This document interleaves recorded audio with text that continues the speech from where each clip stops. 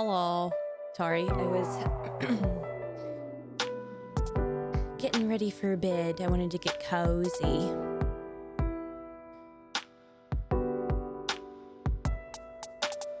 Quack.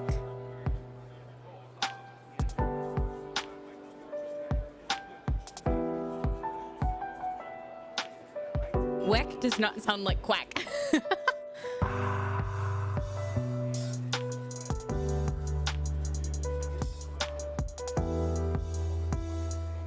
I have not forgotten Ritty.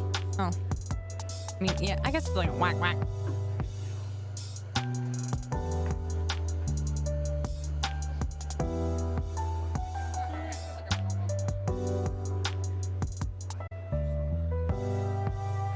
I mean, I can pull up duck noises real quick if we want. We want to listen to duck noises?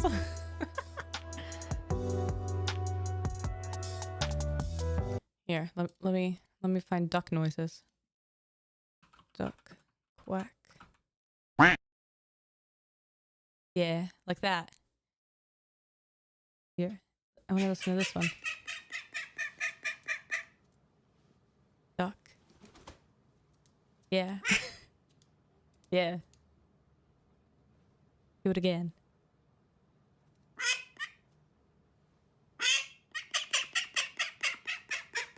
Duck. I don't know. Yeah, I know I said Persona, but then I saw a video doing recaps of like some of the Final Fantasy streamers I watched this year playing Final Fantasy, and I'm like, oh yeah. The emotional catharsis I will feel once we get to this specific scene. So now I'm like, cat girl.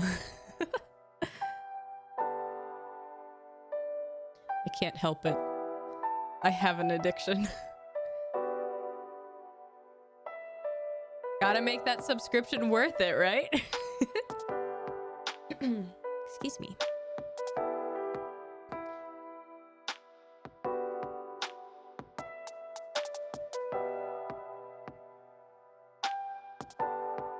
I don't know. I mean, if you were to tell me to make a duck noise, I'd go quack quack. So. I don't know. Now I'm just quacking.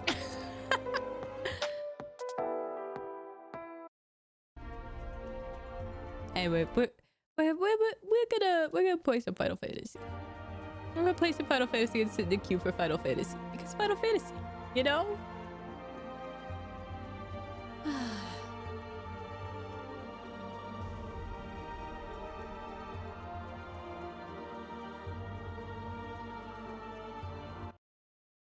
Need to set it so you can hear it again.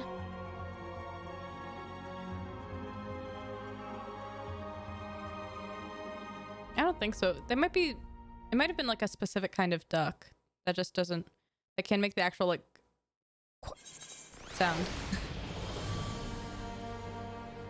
Da, da, da, da.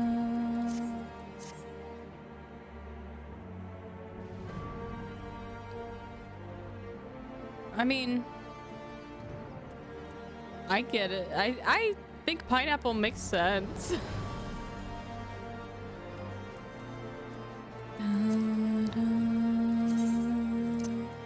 Pop pink.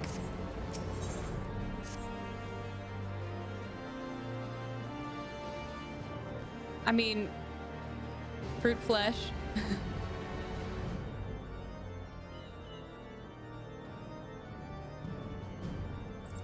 That you stand here before me is proof that Halone smiles upon me this day. I have need of your assistance, Anya, and before you think to run away screaming in terror, I pray you hear me out. Why not? It's just a name. But it's not orange, and fruit oranges are like different. See, with an apple, you have like the outside rind, right? And then you have like the inner bits of the flesh that's like the actual point of the apple. And bananas' textures are very different. Oranges and bananas have very different textures than like apple, you know?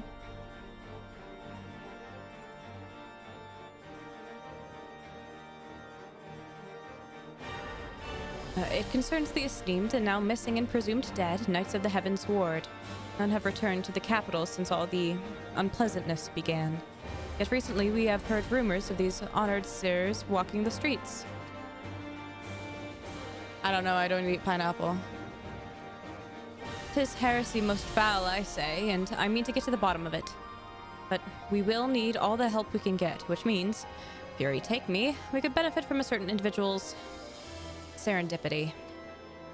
Besides, if we don't seek him out, he's like to show up at the worst possible time anyway. At least this way it'll be on our terms, and we can keep an eye on that boy. Mammoth. But like the texture of an orange is, you know, it's mostly juice. Yes, right. Oh, you must be wondering why I asked you to come. Well, you and the inspector seem to enjoy a natural rapport, so... Praise Helone, for a moment I was afraid you'd make me beg. This may well be my last chance to prove my worth to my superiors, and if I can't... to Fortall Manor.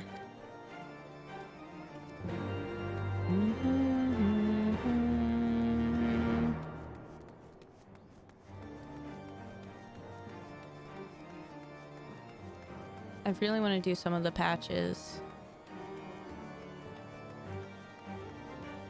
But there's a lot of politics that happen at the first little bit. I'm already running towards it. I didn't mean to run towards it.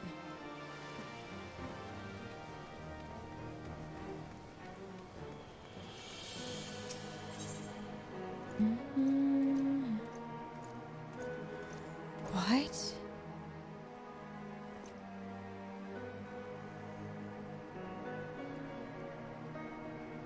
Now I'm just only thinking about how, like, in German or something, potatoes are like earth apples.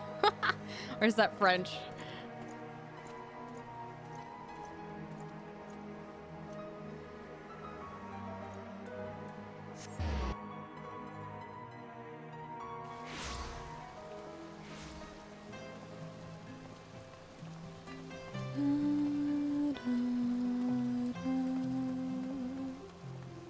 But the vibes are very different.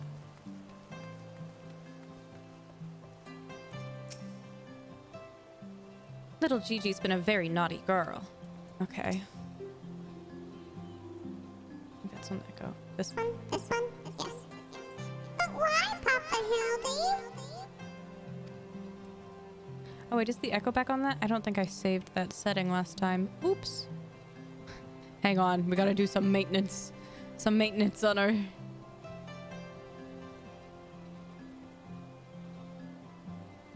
I need to fix it. Yeah.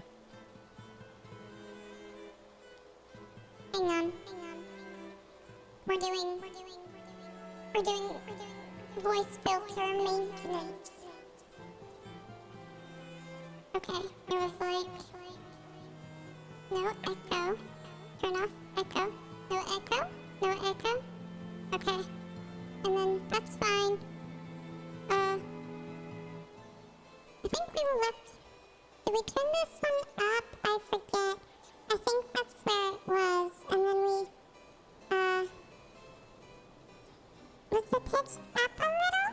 No. It was like, there? Yeah, I think it was that. And we just turned that one on. Yes. I think that's how we had it.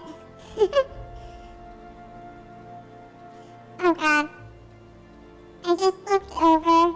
I should turn off the filter. Hang on. I need to save it. Okay. Now I can turn the filter off.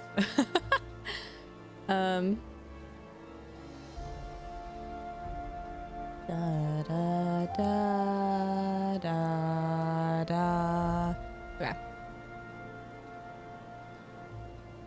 Now we're good.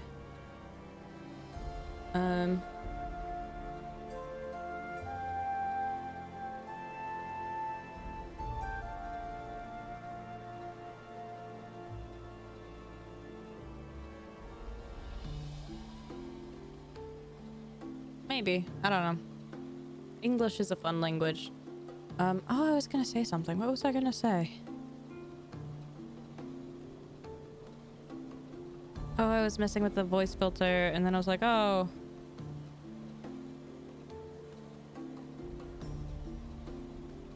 I cannot for the life of me remember. Oh, now I do, because I looked over again. I looked over and because my little sub count is just displayed on my dashboard, I looked over and I'm like, oh, 18. That's a big number.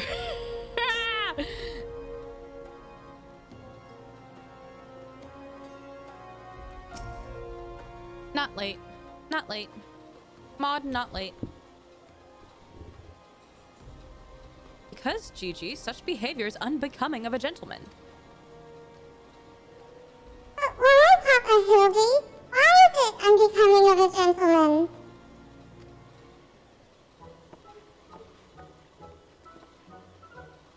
Inquisitor Seer, Anya, good evening to you both.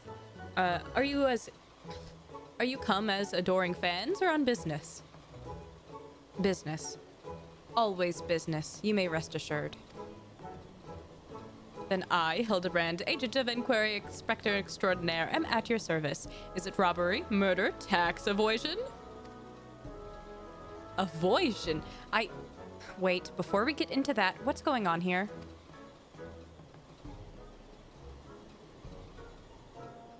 Yeah. Much as it pains me to admit, my beloved Gigi, the apple of my eye, the fruit of my loins, attempted to deface this lovely gazebo. Naturally, as his father, it falls to me to see him returned to the straight and the narrow. That's not true. I was drawing the family crest for our home. Now, Gigi, I know you are fond of this gazebo, as are we all, but it belongs to Lord Edmund. You wouldn't want to steal from Uncle Edmund, would you? Uncle Edmund. Oh, my heart. I guess not. And where's our gazebo, Papa Hildy? And does it have a warm stove with a steaming kettle, too? Oh, Gigi, don't you see? We have no need of kettles or gazebos. As gentlemen inspectors, the world is our oyster. We can go whither we please, where the red fern grows or where the wild rose blooms. And yet you've been sleeping in Lord Edmund's gazebo for how long? Oof. I don't care about wild roses. I want to live in a gazebo with Papa Hildy and Mama Nashu. Gazebos are quite expensive and dangerous if not domesticated. What is Nashu going on about? Dangerous indeed, my boy. And besides, we are gentlemen inspectors free to travel the length and breadth of Eorzea in search of a case. Does that not sound more thrilling than whittling away hours beneath a gazebo? Oh, he's so sad. I guess.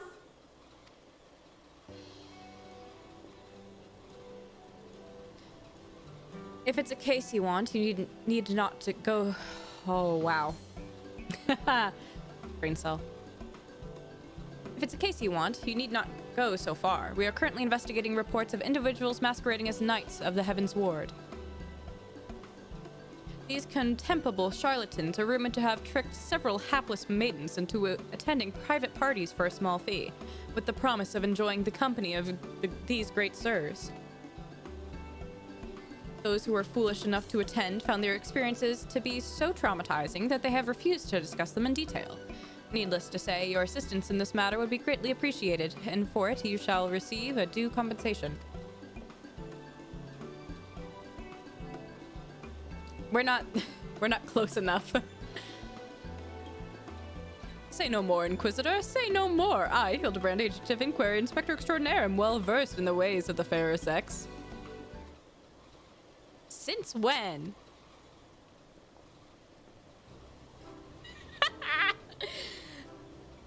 His mother has come to clown on him. Mummy! Mother dearest, I was under the impression you had departed for Ul'dah.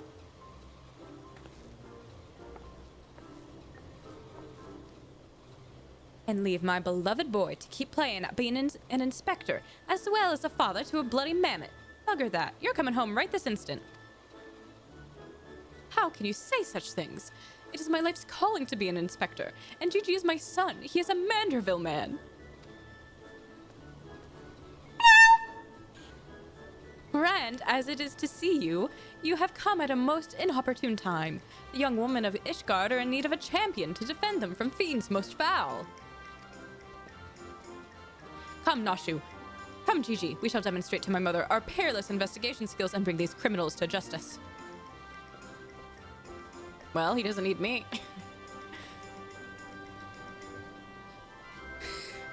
I love this swear. It's so good.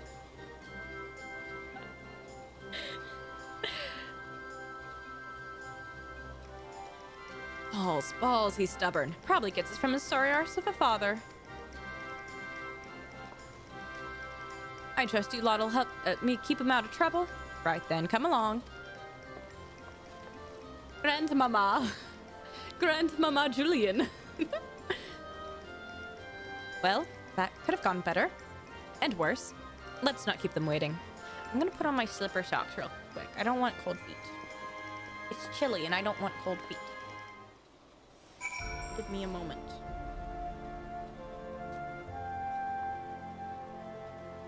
I also lit a candle. It smells so good. But it's just making me hungry.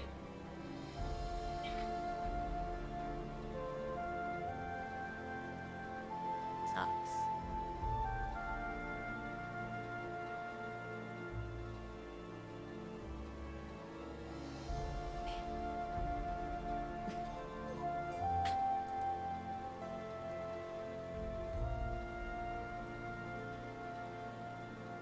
Okay. What are we doing? Where are we going? Oh. Oh, we have to question people. Okay.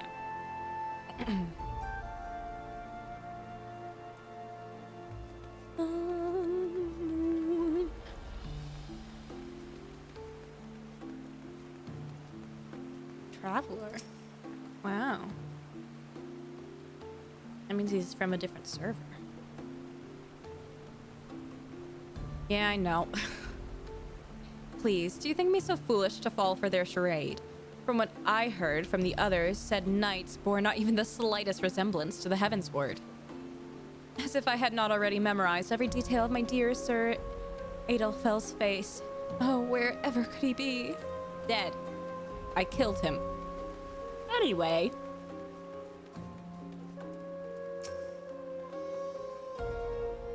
I am truly outside her grace. My allowance all gone to waste on those, oh, I dare not say it. Mayhap those awful rumors are true. Mayhap I must needs accept that he now walks in Halone's halls. No, he's in hell. I killed him.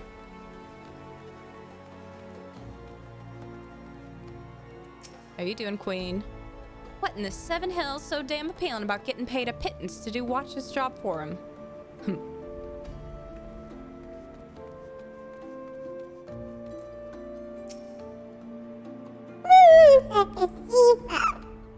I do. There must be at least one fair maiden who can tell us something of value. Nashu, how you doing? If the knights aren't supposed to, you know, then why are they so popular with the highborn ladies?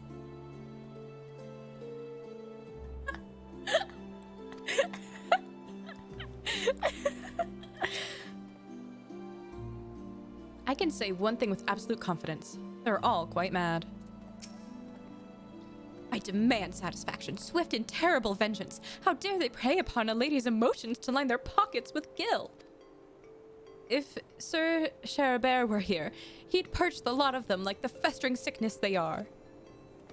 Ah, yes. A pity he too remains missing. So very much a pity. What you got, Hildy?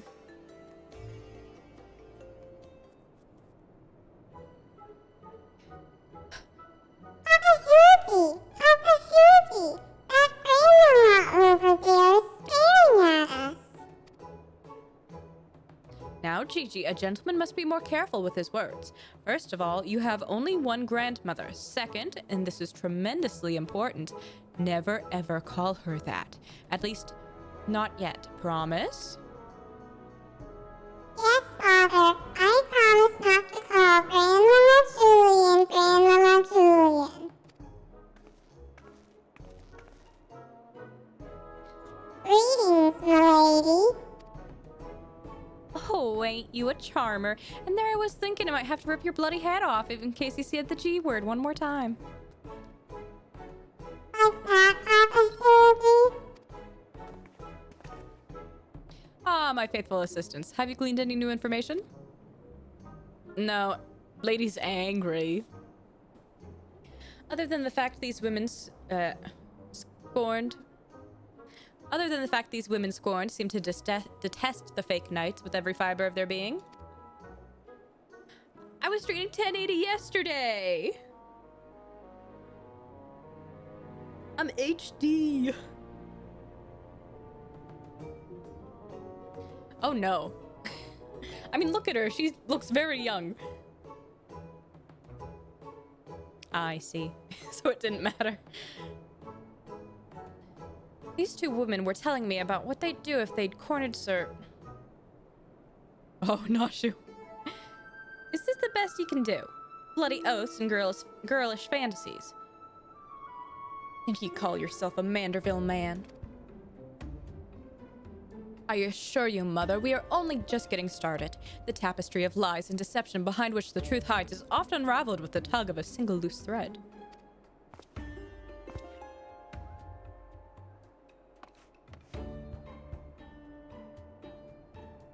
I say, young lady, I would beg a moment of your time. Somehow, I doubt that young lady was targeted by the charlatans we seek. I have that. I have that hair accessory for Owie. Aye, 'tis true. I too was taken in by false promises of those awful, awful men. Long have I yearned for a chance to meet Sir Veltwin. I don't French. So when they said I could, I didn't hesitate for a moment. But when they escorted me to the manor and undid the blindfold, and I looked on the hideous faces of those so-called grand sirs, I screamed and fled. It's very cute. I love it. They were gone when I returned with the watch, but their neighbors said they had overheard them speaking about seeking shelter in a place called Idleshire. I know it's not much, but I pray this information helps you in your search. My lady, I swear to you here and now, I, Hildebrand, Agent of Inquiry, Inspector Extraordinaire, shall not rest until these dastardly fiends are punished for their foul crimes.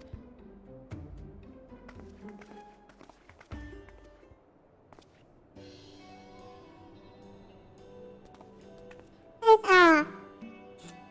That sounds so enthusiastic. Huzzah! 3 cheers for Papa Hildy! Hip hip hooray! Hip hip hooray!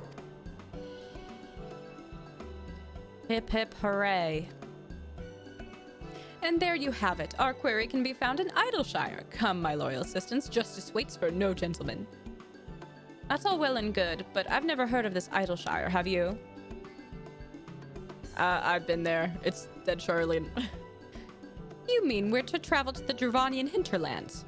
Right now, just like that? Yeah. I'm gonna do a little bit MSQ first, just so we get that moving. And because I forget what patch 1 is about. I was gonna make a Shadowbringers reference, but I can't do that. I can't do that because it would be big spoilers.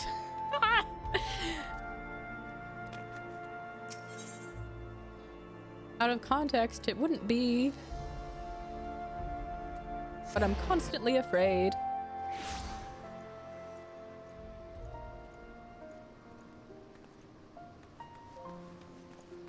Hog.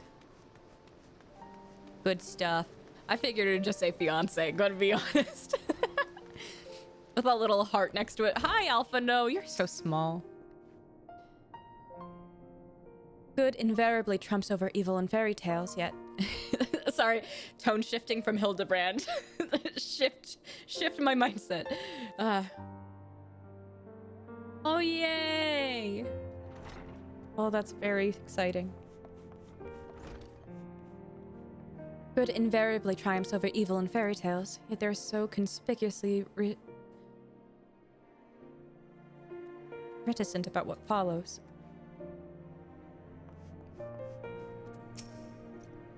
The Lord Commander is within. Pray proceed, miss. Yeah. We'll do Hildy in a second. Like I said, I just want to do a little MSQ. Then we'll go to Idleshire.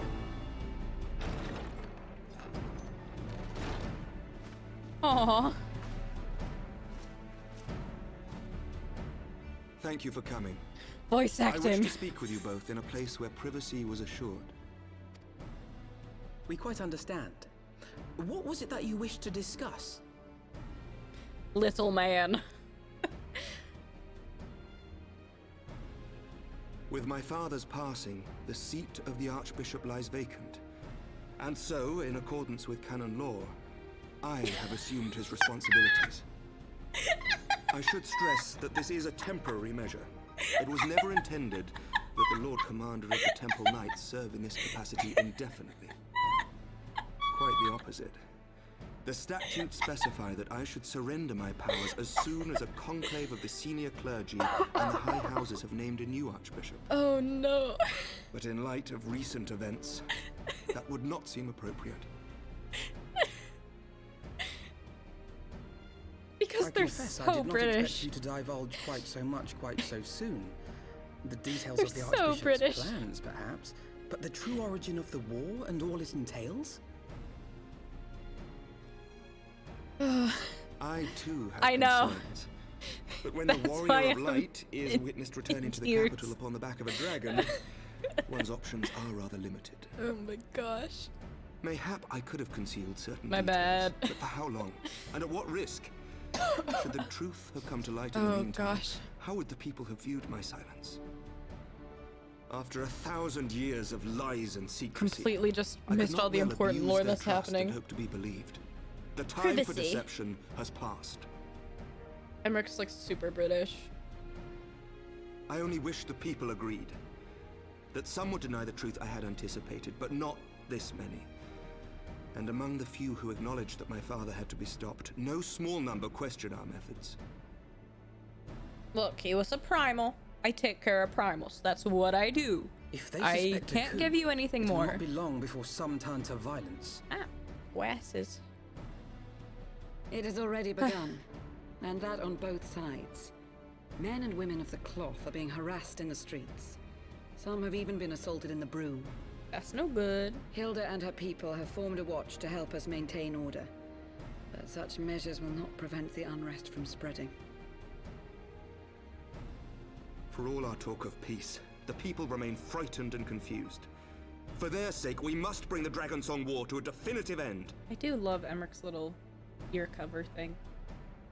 Very fashionable. And we should be glad to help you, Sir Emmerich. But what precisely would you have us do? I mean, We wish to treat with the it's very dragons of old Annex world. time.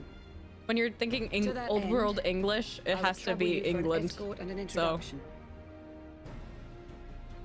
like, could you imagine them all with Australian accents and they're in like a location Annex like this? Trine. You would speak with Vidofnir then? I mean, that's what it's about. We must needs open a dialogue between our peoples. Acting as my representative, Lucia will extend an invitation to their leader, that she might visit us here in Ishgard. Were she still with us, I would of course have beseeched Isel's assistance in this matter. But as she is not, I must ask that you aid us in her stead. Will you do us this favor? Going to visit the dragons.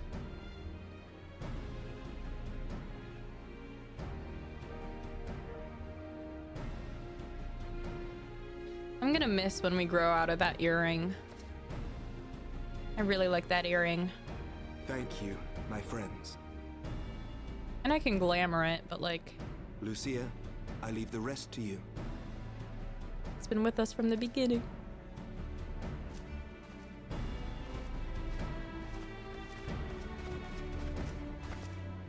I mean, I don't watch a whole lot of fantasy media, so.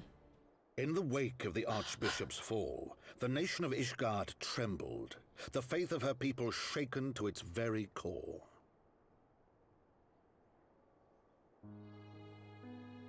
For 1,000 years had they fought and died, certain of the justice of their cause, only to be told that their holy war was born of the sins of their forefathers.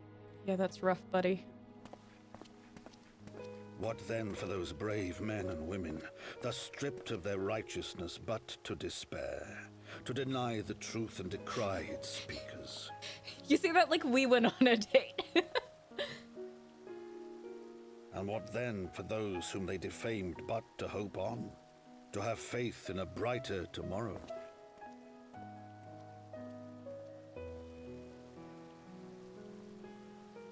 At this point, A tomorrow in which man and dragon Sorry, might Edmund. live together in harmony, then as distant as the very stars in the heavens.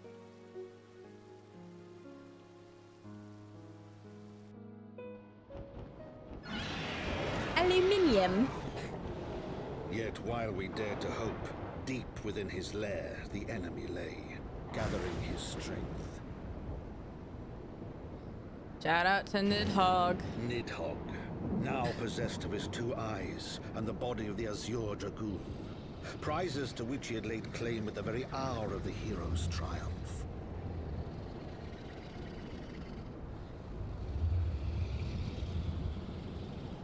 Man, he's really all beef, huh? As desperately as we sought the solace of peace, the great worm craved the misery of war.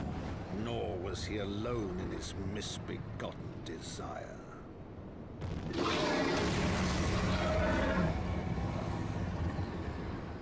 Okay.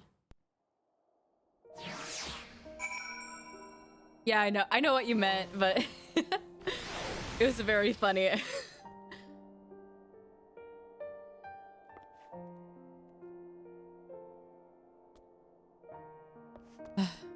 Every time I hear one of Edmund's narrations, I'm just like, ugh. The journey at least should pose little difficulty this time. I know little of the lands these dragons call home, this Annex Shrine. Had you not agreed to escort me, the coming journey would seem a far more daunting prospect.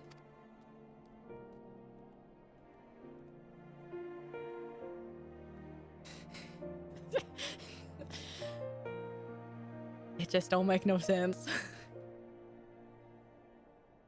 It wasn't weird when we lived in the same neighborhood. Why is it weird now?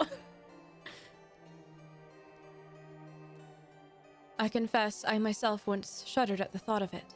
But even the longest journey begins with the first step, does it not? Ah, but ere we set forth, Anya and I must needs inform our comrade of our plans. Very well, I shall see to my preparations. Then let us go and bid farewell to Tataru, Anya.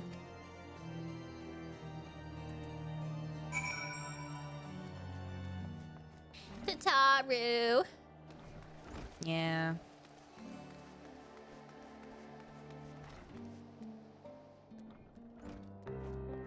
Tataru! Hi, Tataru! Oh, she waved at me! I feel blessed. I thought you might want to tell her, or would you rather I did all the talking? Like you always do, Alphino. So, what was your secret meeting all about? I'm all ears. We're leaving you, Tataru. Again. A diplomatic mission to annex Trine, you say? Well, I suppose that does take precedence. But should your meeting with Vidofnir happen to end early, you might consider rendezvousing with your Stola in Idleshire. She'll be there to receive our guest. Don't get me wrong, your meeting with the dragons is terribly important and everything, but this scholar just happens to be... Time permitting, as I said. We shall endeavor to join Y'shtola, but if we cannot, pray, pass on our regards. Let us be off, Anya. We have kept the first commander waiting long enough. Bye, Tataru. Well, let no one say I didn't try. We're going back up? We're going back up.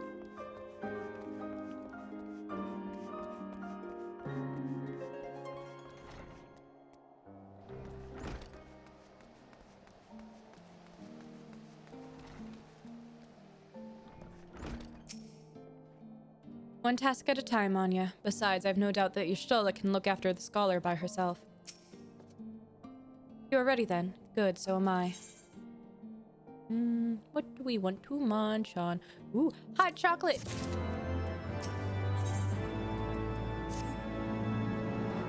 The path is long, but known to us. From Falcon's Nest, we shall cross the Western Highlands.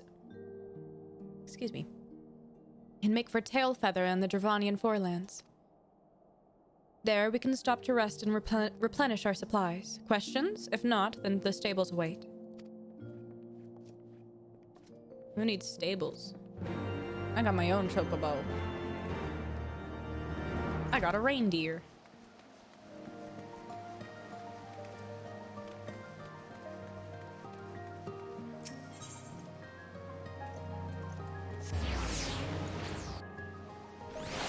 Also, update, I'm making book content, short form content. I'm like halfway-ish through Song of Achilles. I read like half of it in one night, right? And now I don't want to pick it up again because I stopped at the point where I know the conflict's about to start happening. And I do not want to make that emotional commitment. Because, like, it's a retelling. We know how it ends. Emotionally, though, I do not want to do this. Where are we going? We're just gonna go this way for a while. Welcome back.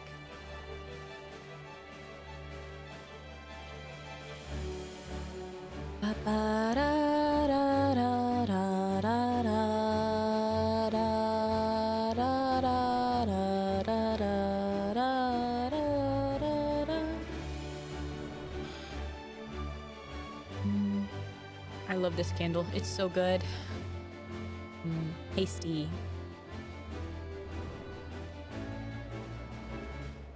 It really does remind me of like the smell of like fresh baked cookies.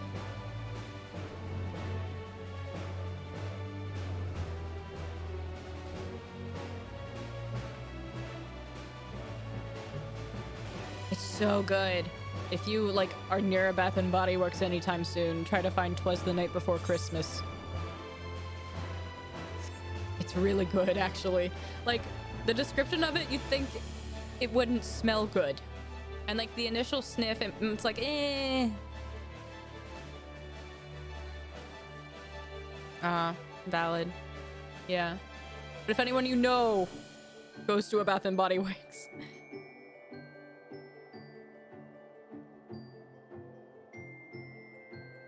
Because like the description is like, fresh baked cookies in a warm glass of milk is like the fragrance. And you're like, that sounds like it would not be great. Because like sometimes, you know, like with the sugar cookie candles, it's like that artificial smell.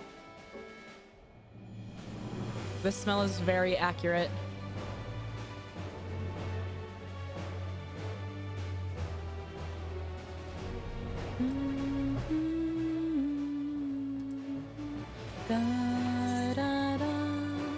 It's so nice to be able to fly everywhere. Understandable. My dad can get really overwhelmed with candle scents. But this one, it's, at least from like my sniffing experience, I think it's pretty mild. Strange, this is only my third visit to Tailfeather, yet the first feels as though it were a lifetime ago. Yeah, it was like several months.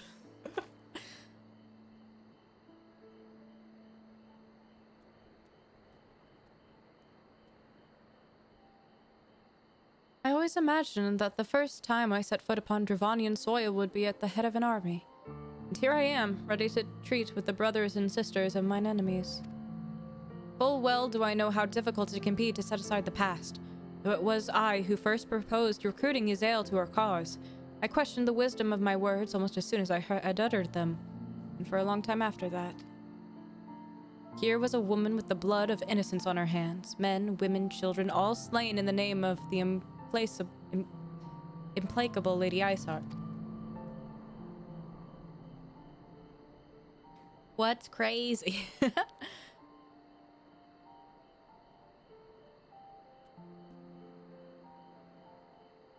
Yet she acknowledged her misdeeds and agreed to join us in common cause.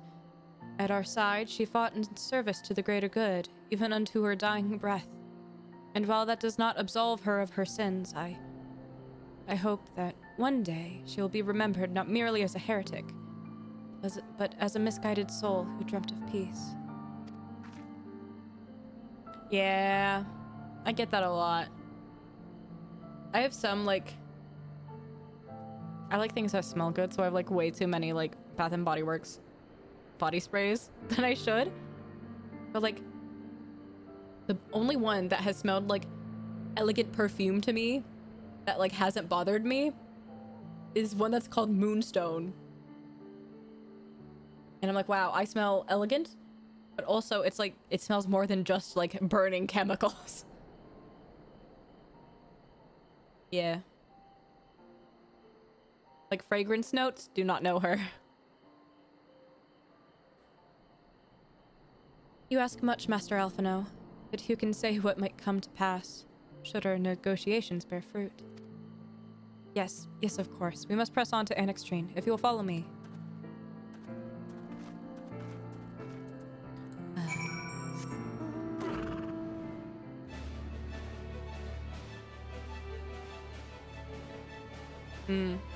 Yeah.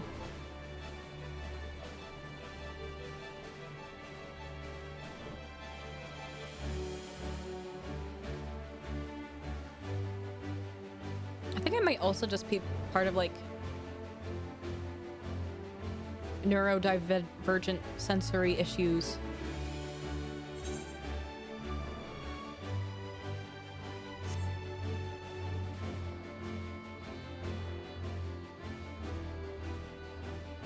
Like smell too much. Yeah.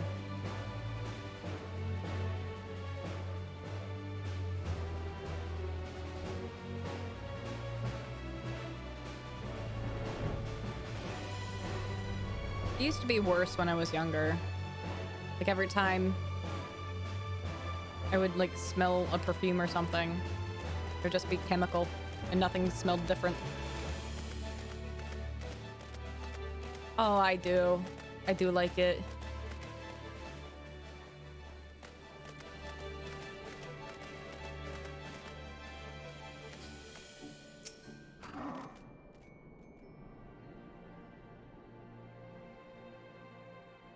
Ah. Hang on. Dragon. Thou art ever welcome here, friend of Yzael. But this one I do not know.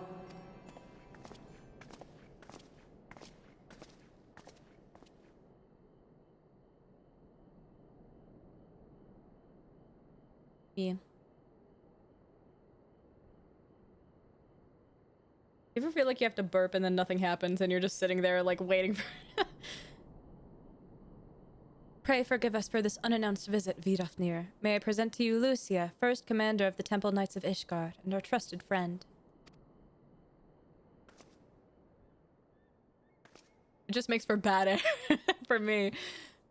It is an honor to meet you, Vidofnir.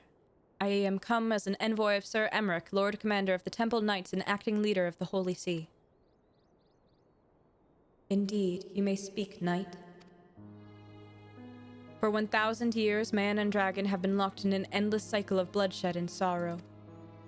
To our shame, we have long believed your kin to be the architects of this war, but now we know the truth. That King Thordan and his Knights 12 did willfully betray and murder the great worm Ratatoskr, shattering the peace between our peoples.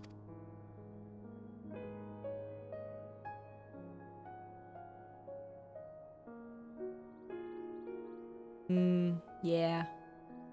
Fire smell.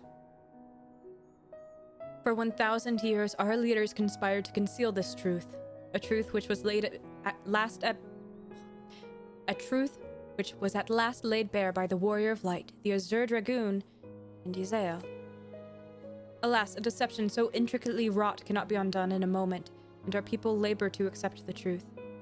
After an eternity of war, who would dare to dream that peace could at last be within our grasp? Yet a dream we must. as Yazel once did, and we must make that dream a reality as she could not. We humbly beseech you, Vidofnir, join hands with us in friendship once more before the eyes of my people in Ishgard. A most unexpected invitation. I have heard your request tonight, however, I cannot give you mine answer. May I ask why? You can have, like, well, I guess you can't. I could have summer bonfires. This matter concerneth my sire. He must needs be consulted. Moreover, the Nath grow bold, even as they did before, and I would not leave my people at the mercy of the swarm. Then we will wait. After 1,000 years at war, we shall not give up on peace for want of patience. Ha! Ha! Fear not, knight. Thou shalt have mine answer within thy lifetime. So soon? My humble thanks. I shall bear your words to my lord forthwith, until we meet again.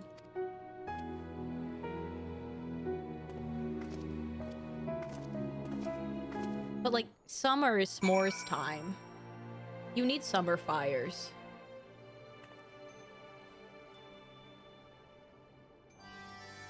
I mean, when I grew up, like, summer nights weren't, like, cold, but they were cooler than the day. And after such a hot day, you were fine with the fire at night. Absolutely not. What are you talking about? That is such a deep south thing to say. Never did I think to see a knight of Ishgard come unto Annex Shrine bearing words instead of steel. Would that the Nath could show the same restraint. Too many children have fallen to their spears and muskets.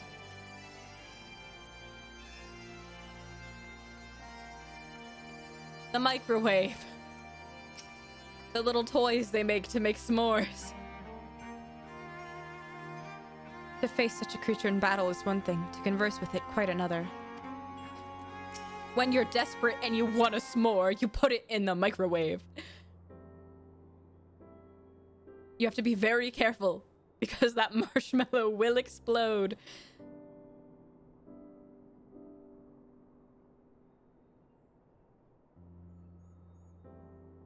Because sometimes you don't have access to milk. I wouldn't, because we always have milk in my house. But rather have a water hot chocolate than I would no hot chocolate.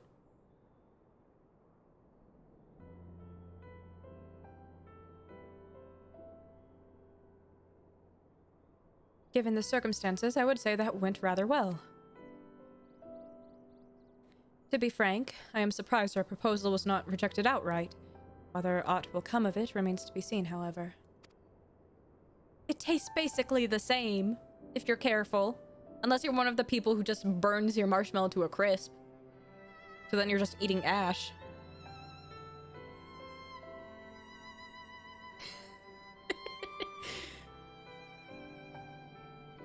I showed you the light. Mayhap I should take this opportunity to speak with some of the other dragons. Ah, but you need not wait for me. The return journey holds no fears for me now.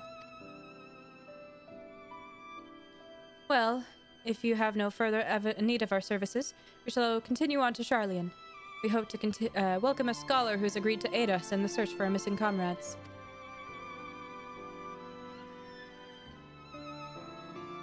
Then just drink liquid smoke. That is not what the marshmallow is for. No! That's so wrong.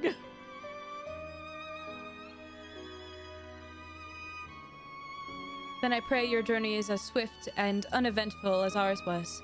And thank you again for sparing the time to assist us, even when such grave matters remain unresolved. True. That, yes.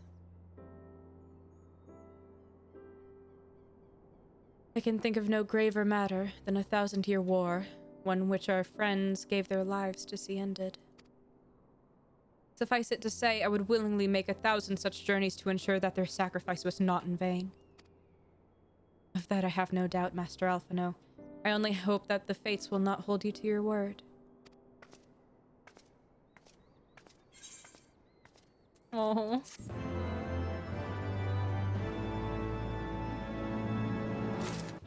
I haven't had a s'more. Probably like 5 years or something like that. I miss s'mores. Oh, I leveled up. Poggers.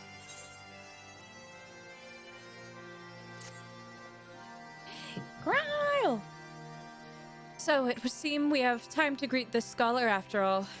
How delightful. I shall be interested to hear how she means to go about finding Minfilia and Thancred.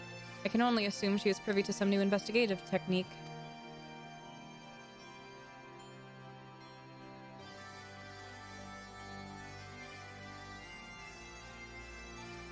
If you have access to fire, yes, use fire. However, if you want a microwave, or not a microwave, if you want a s'more and you only have access to a microwave, you can use the microwave.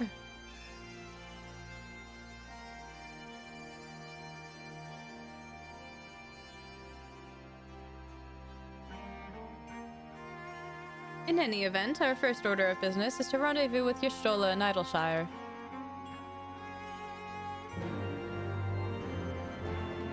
You would deny yourself the simple earthly pleasures we have left?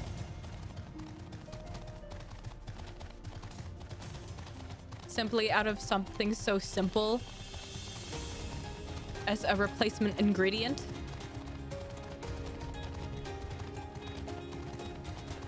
I pity you.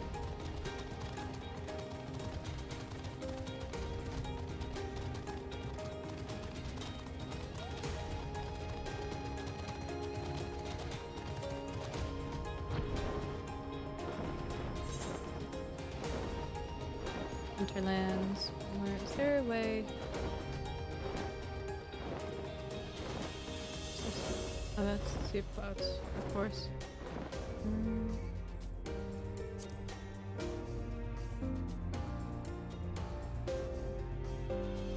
Add some cornstarch to the bad boy, thinking it up.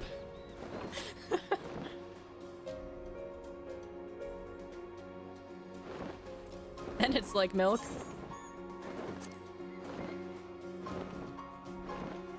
Yeah, true. Why can't I go over?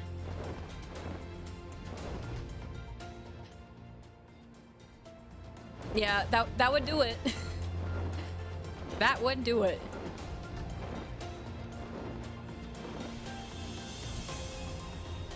I like that we went from, I don't like this thing, to, oh no, that's just trauma informed.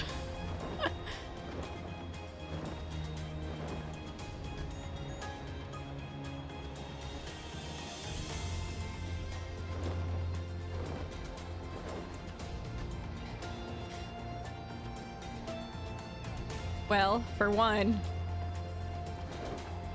I am largely untraumatized, so I do not think about trauma that often.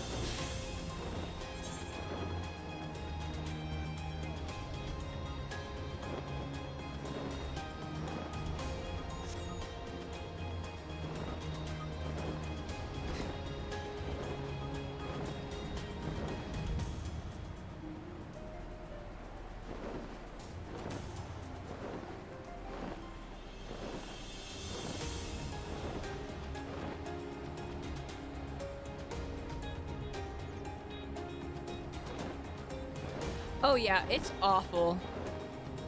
Although, ironically, I have a Starbucks hot chocolate mix that, like, I got at Costco or something. And, like, when I make it, it tastes perfectly fine. Good, in fact. Okay, that's fine, Toby. Are these over here?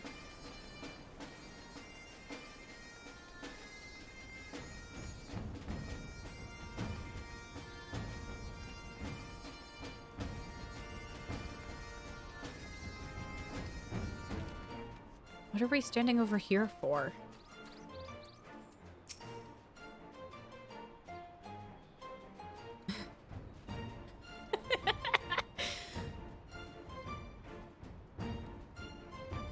So, that was a harrowing journey during which I felt certain I would die horribly or at least be forced to part ways with my precious bits.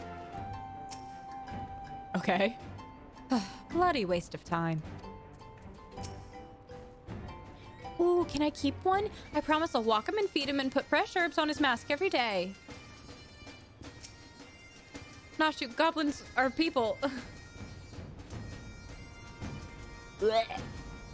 Gross. This place feels somehow familiar. I can't possibly have come here before, right?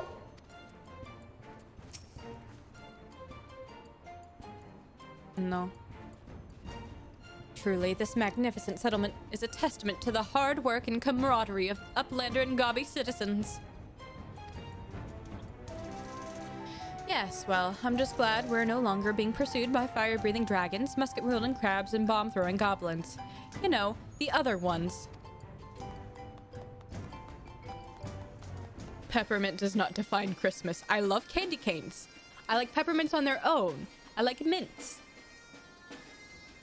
It should not interact with other flavors. Thanks, Nightbot.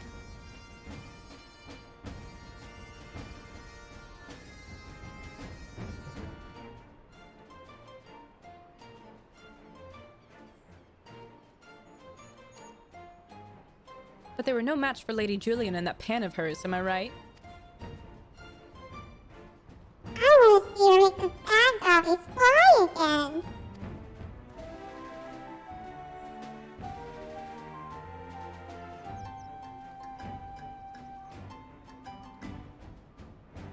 It has never been a part of my holiday. God's sakes, Hildy, except in Anya, this law'd be dead in a ditch somewhere if it weren't for me. Ugh. I don't want to have to get rid of my only mod.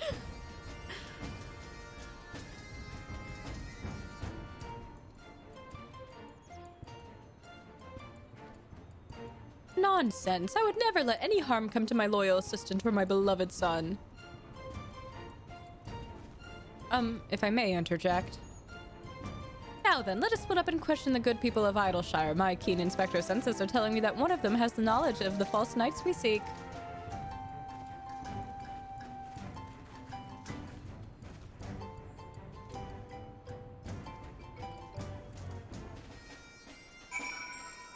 Ba-ba-da-da.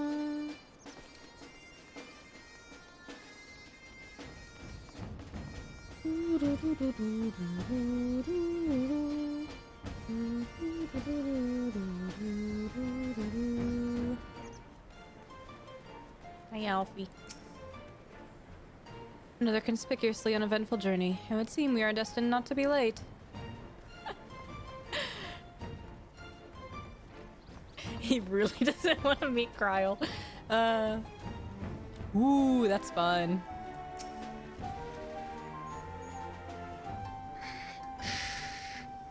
Yes, yes. Loud jocks knows of grand sirs. Sneaky uplanders keep to themselves. Mingle not with gobby flock, but to each to own. Lord Jock says, no questions, only jingle shine.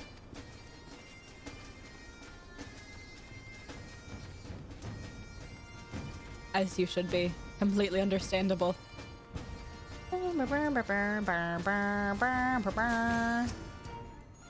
Oh, you must be talking about them grand sirs. They drifted into Idleshire some time ago, as I recall. Pay visits to the great library, though I couldn't tell you why. Didn't I have to fight tooth and nail to get in there? Bunky. Carbunky. Carbunky. Carbunky.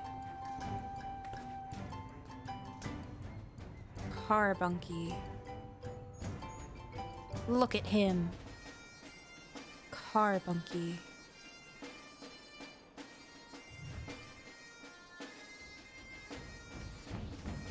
Anyway. He's just sitting there like a good boy. Let me Google that for you.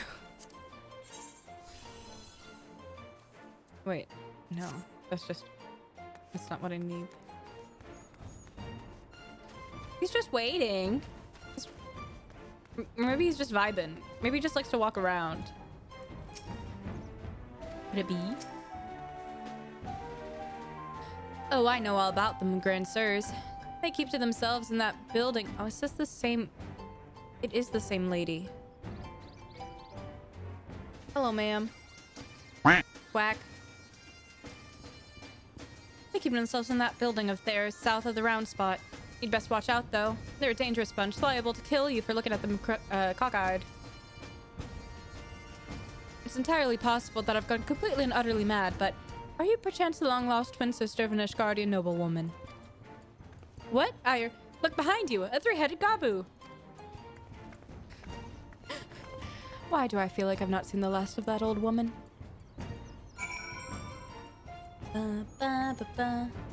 Fries?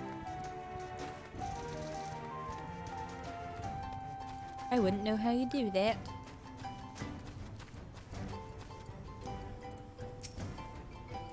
Hooray for everything!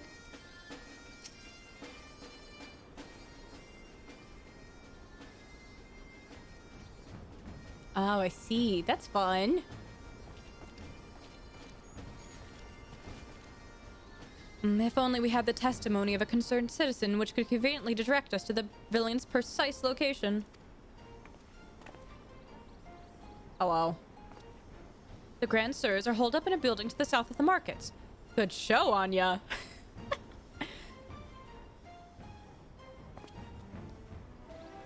There, that's the one. Come, let's inform the others.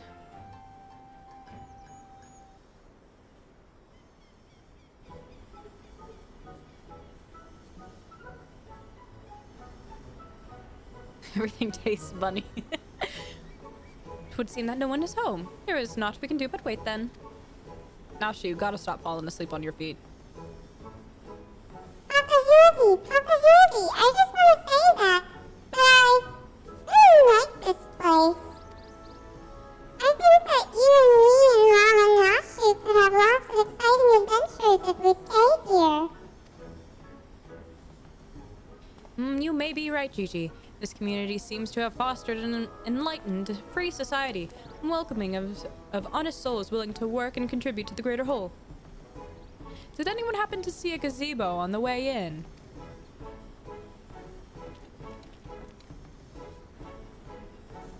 As I live in Hildebrand Hillador Maximilian Manderville. Could that be? I say, could that be Slow Fix Coin Toss? You know this Gobby, Inspector? I most certainly do. Why, Master Slowfix was my very first employer. When traveling through Thanalan long ago, Gobbyflock was waylaid by Uplander bandits. With no jingle shine to pass brass blades, we had no way back take goods. Until we make busy deal with Gentleman Uplander, that is. With fastness, he finds Uplander bandits and brings such bangy boom and returns to goodly gobbies, missing goods in great justice. Henceforth, Slowfix gains new appreciation for Uplanders, but for chance encounter with Gentleman Uplander, he never conceives of egalitarian utopia. Huh? One may even claim Hildy a founding father of Idleshire, with metaphorical tumflax, that is. Oh, the memories. It was a near thing, for the bandits were clever enough to see through my ingenious disguise as an innocent milkmaid. But in my haste to escape, I tripped over a barrel of fire sand and, as they say, boom gobby doom. No. He gets serendipity. No busy deals for the wicked.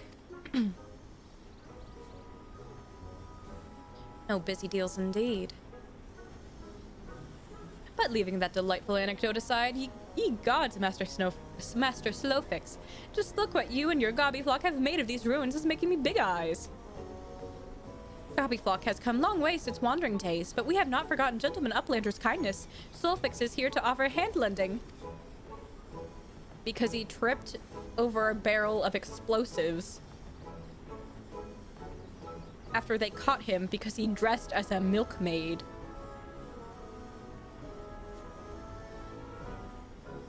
And just happened to blow them all up. Well, far be it from me to refuse.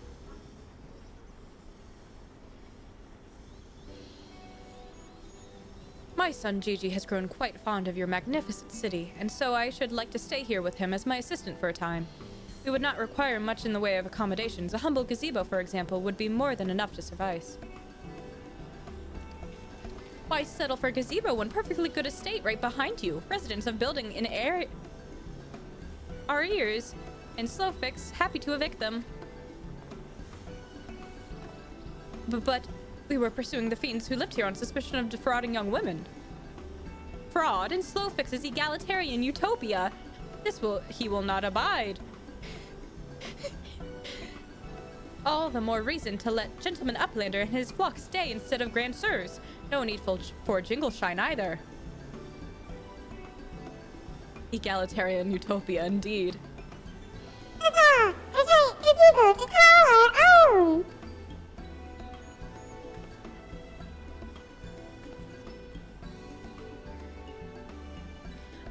I do not know what to say. Thank you, Master Slowfix. Thank you. No need for teary-eyed tongue flaps. Gobbyflock is possessed of moral obligation to repay Gentleman Uplander for past generosity. Enjoy new gazebo, and good luck with hunt for Grand Sirs.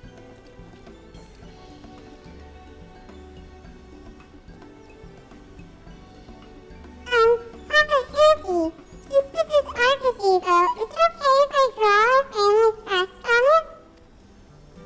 I can think of no better way to celebrate this joyous occasion, and perhaps draw the ire of our new home's former tenants. Come, let us go and purchase some paints together. This gazebo shall be your canvas. Now he's gone and gotten himself a son gazebo. Bloody hells, if he really thinks I'm gonna let him keep on playing at being a father.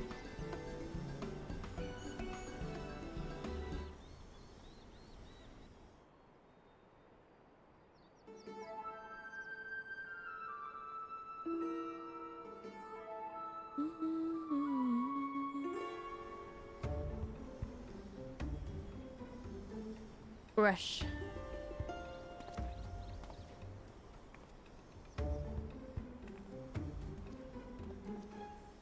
Look at the way I'm standing.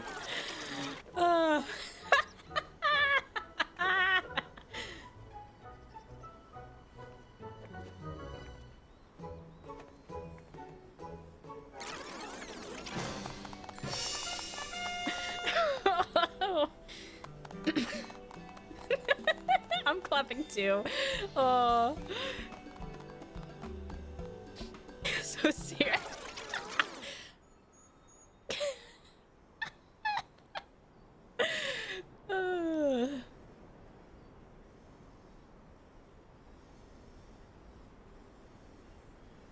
Still no sign of the notorious Grand Sirs.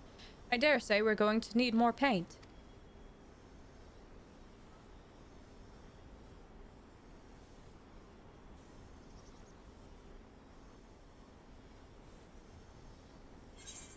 Bum, ba-dum, bum, bum, ba-dum.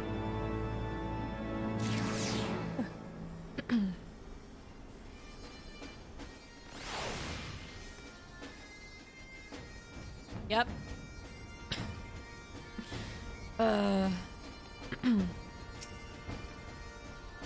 Even supposing I were to turn a blind eye to his shenanigans, this is no place to raise a child. That old woman must have followed us here from Ishgard. She's involved in this, that much is clear, but the question is how. How do you like my family crest? Oh, maybe I should have also painted Grandpapa Grabber and Lady Julian. Not me. Gigi's so talented, just like her grandpa. Pa. Don't trust anyone over 60. Oh no.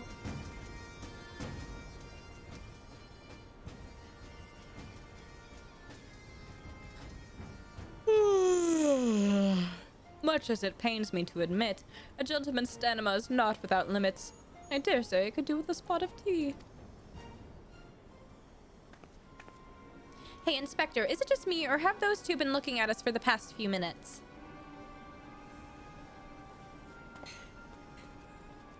What, the voice?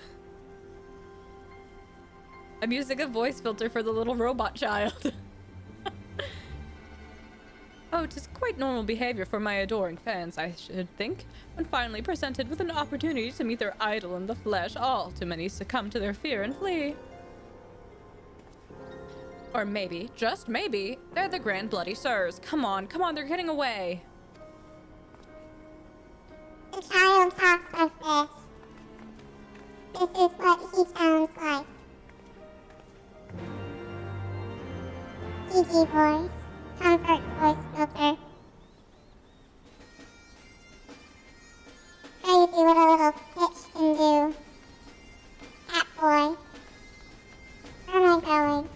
Oh, that's off now. Where do I go? Gates. Okay. We're gonna do the cryo casino. No, we should finish this. I don't want to leave.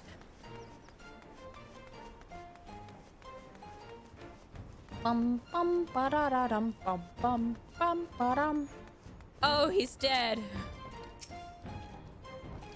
I went away. To the right. I'll catch up to you soon, so just go. Did you trip? I forgot to turn it off. Did he trip? Did he trip on this little step? Did he fall down?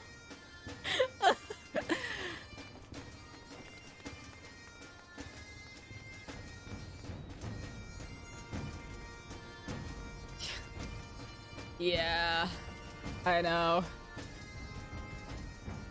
Bum bum ba da da dum bum bum ba da dum.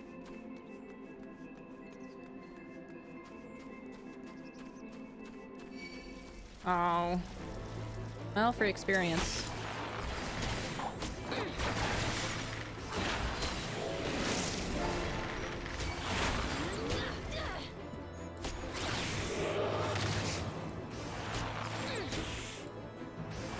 Ah. Oh no. Oh no.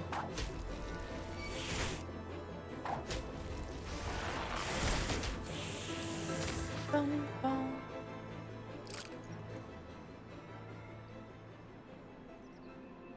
I looked over and my little preview window was like, is the video buffering? And I'm like, oh.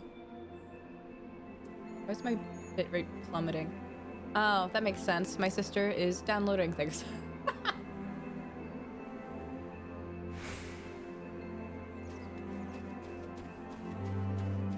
Ah. You guys there?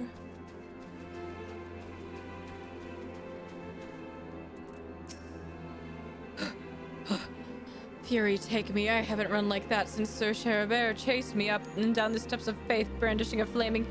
Wait, where's Gigi? Spare the flaming rod, spoil the milksop. Okay, good. It's buffering and it's scaring me. Look. My dad won't run an Ethernet cord down here. Where could those two have got to? Hearken to me, you dastardly rapscallions. You have nowhere to run. Reveal yourselves at once. Why are you looking at me? Bitrate. Oh, bitrate. I shall not ask you again. Come forth, grand sirs. Name yourselves and answer for your misdeeds. Are they hiding behind the giant pieces of... Oh, no, they're not. Bro, you don't even got their color scheme right.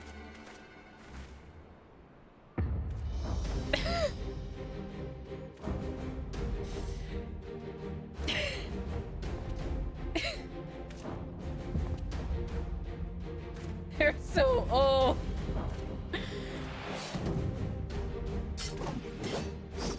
Slayer of 1,000 worms. Thousand worms. This silver spear which hath pierced the very heavens. Orland. Master of magics, ancient and awesome. The divine hand which hath defeated all maladies save sentience and incontinence. Gone, Spart. I had to look at his actual name, so I didn't say goon. Grand Sirs, Excelsior! I don't know whether to laugh or to cry. Mayhap both.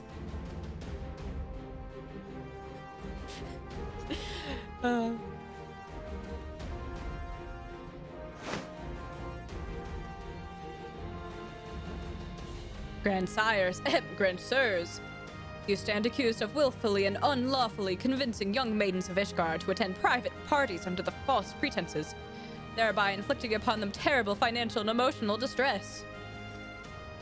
Yeah. I should have seen it coming with the old lady, but I, Hildebrand, Ancient of Enquiry, Inspector Extraordinaire, am come on behalf of these poor, defenseless innocents, and to see that no others are made to suffer as they did. Now lay down your arms and surrender yourselves into my custody.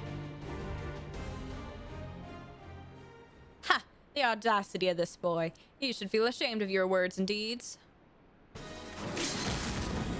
Why does everyone get to LB? You can't just LB like that.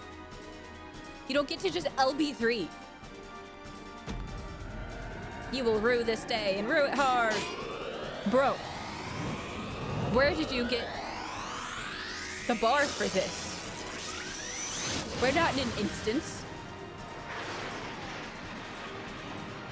You do got hops though. I'll give him that. You do got hops. Gods, how I've missed this. The air streaming past, the blood pumping, the taste of copper on my lips, the slight dizziness. I like to imagine that's like accurate for all dragoons. It wasn't a day like this that we met, wasn't it? When we soared into the azure skies, we never truly came back down.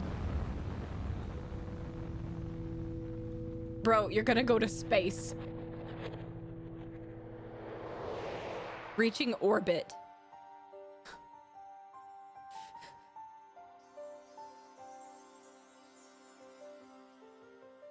Do mine eyes deceive? Higsney of my heart descended from Halone's halls to guide me to her bosom. Man's really going to heaven. Jump straight to heaven. My beloved, my everything, long have I waited for this moment. Take me in your arms once more and lift me higher, higher, higher.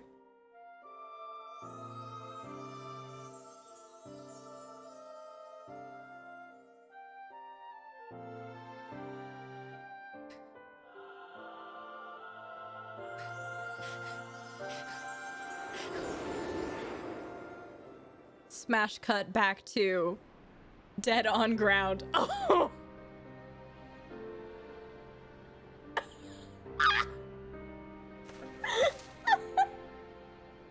They already buried him?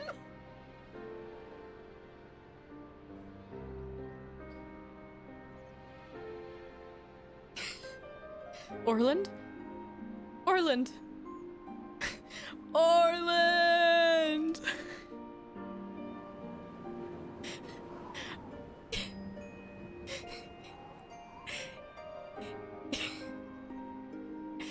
Nope, just rock. Okay.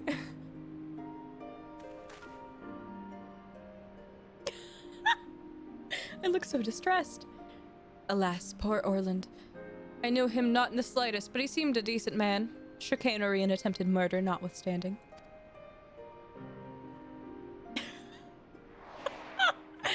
You will rue the day and rue it hard. Why do we require me flashing back? Why? There he goes. Okay.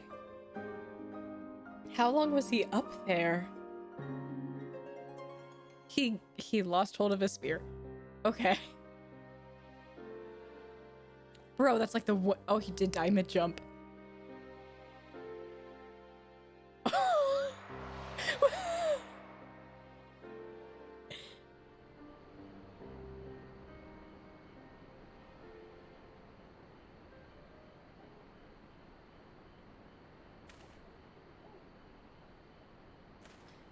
Wait, I've seen this before, all too recently. Yes, anyway, he's only mostly dead. If the Master of Magic's ancient and awesome here acts with all haste, the man may yet be saved. Oh no, you very much should be. This is just slapstick.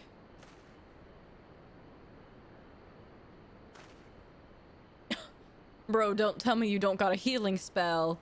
What are you, a black mage? He is. He did do a black mage emote. So. Do you not have another class you can switch to? Oh, you're referring to me. I see, I see.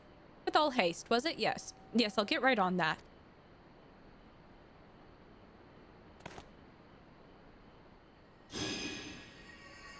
O mournful voice of creation, send unto me a creature of the abyss. May my thrall to command that I might smite... No, wait, that's no good. Let me see. Something of a rather less controversial tradition. Yes, something with more pep. A vortex of biting winds to rend the flesh. And smite my foes.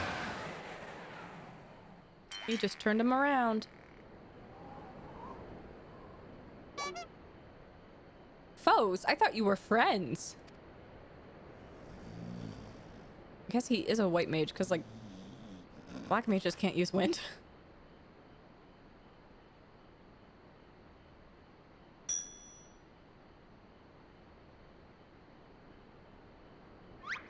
He's alive.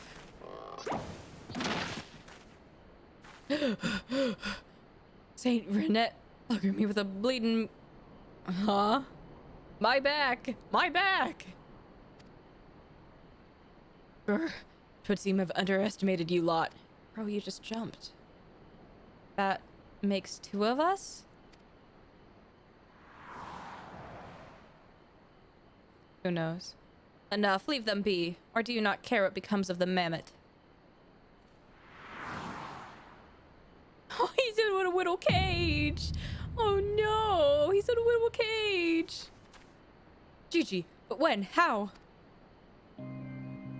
Oh, interesting.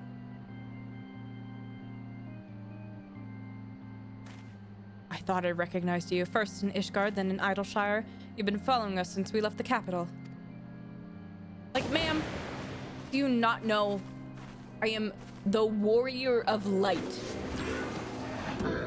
Oh. I didn't like that. I was gonna keep hyping myself up. And then there was that sound effect. Bearer of faces fair and fearsome, the midnight shadow which hath deceived kings and queens. Doris! You can't possibly have been so naive to think we didn't see through your ridiculous disguises. And yet here you are, so effortlessly and easily lured into our trap, for which we are most grateful. Mine and my companions are hardly cut out for a life on the road. All has been in preparation for this moment. The parties, the petty schemes. From the first, the objective of this grand design has been the singular mammoth. I swear to you, if you harm Gigi in any way... We have no desire to hurt the boy. We but require his help to reclaim that which is rightfully ours, our youth.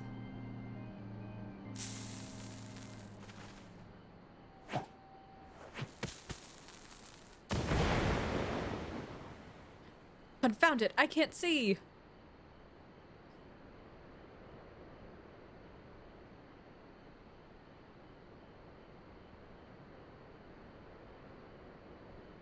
Damn, they're very slowly getting away.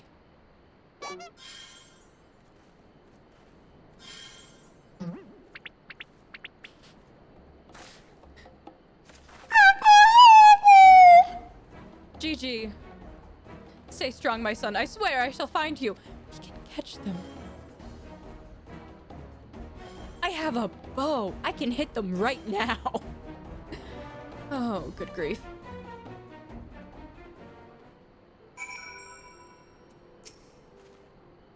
Fine job he did protecting that mammoth of his, eh? Remind me again why we didn't just... You know. Do you think they're headed for the old mill? If not, can we go anyway? I haven't had cider in ages. 12 strike me down for a fool. So desperate was I to seize the grand sirs that I failed to discern their true intent before it was too late. And now poor Gigi is in their clutches. What if I never see my beloved son again? I suppose we have to be prepared for the worst. They could be halfway to Rhodes at Han by now.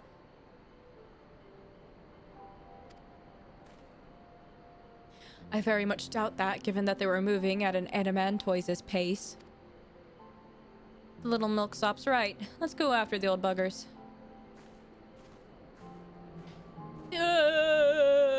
I got paused. Huh, that's what my mentor used to call me, among other things. Oh, the memories.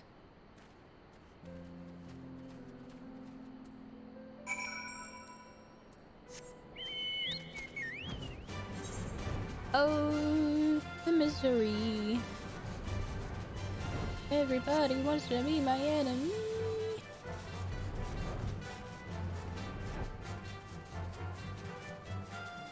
Oh. It's cool when you slash Celine. Let me guess. Wondering why I haven't gone and smacked him upside the head and put an end to this rubbish, eh? There's a time for cracking skulls and a time for letting your idiot of a son deal with his troubles on his own. That's why.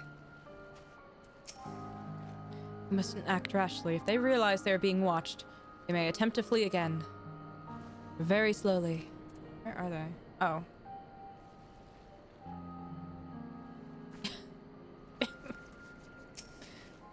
Think he's sleeping or just resting in his eyes? Good. So it seems that the Grand Sirs have been caught once more by the very inspector that was trying to catch them. We haven't caught them. They're right over there. How ironic. Also, how premature. We have them, yes, but they still have Gigi. Damn it, if only some manner of opportunity would present itself.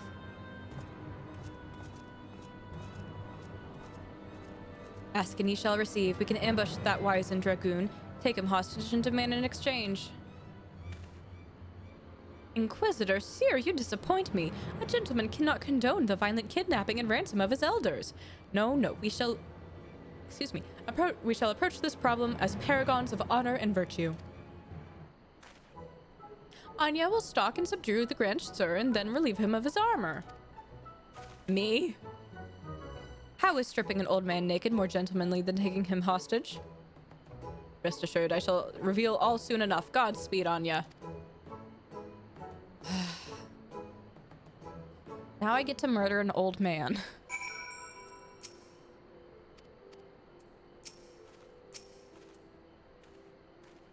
Do take care to obtain the dragoon's armor through gentlemanly means. We must always endeavor to treat our elders with the utmost respect. I'm the warrior of light! Oh yes, let's not even bother to discuss the moral and ethical implications, much less the legal ones. Simply going to murder this old man. I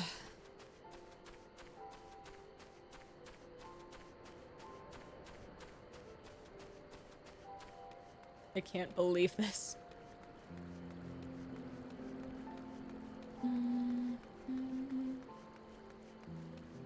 That's a bear. Why is there just a bear here? I'm not gonna bother.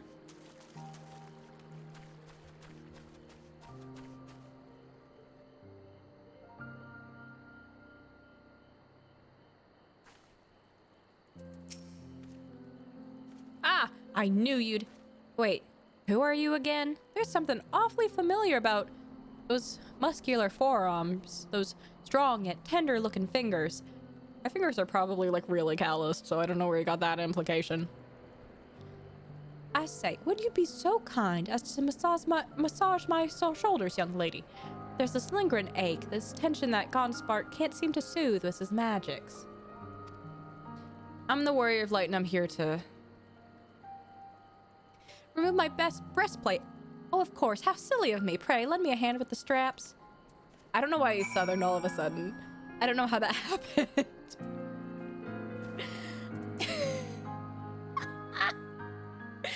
Turns out I'm not gonna murder this old man. Truly, young lady, you are a saint. Yep.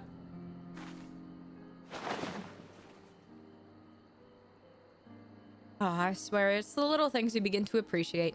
My dear departed wife used to help me with my armor, you know. Right, right. I should be seated to better receive your tender ministrations.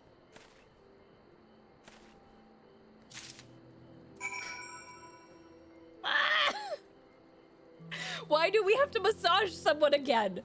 First it was Hildebrand, and now an old man. Strange old man. This feels like harassment. Ah, the heel and tingle. Would that I had a tincture salamander with which to treat these aches. My little pig's knee used to spread some on my chest and under my nose to help me sleep through the night. Come, do not be shy. Work those soothing fingers into each and every knot. Slowly, make me forget my troubles.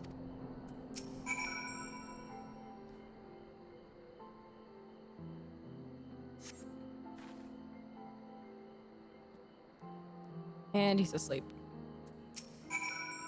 The old dragoon's soft snoring suddenly stops, and you begin to fear you may have borne witness to his final moments.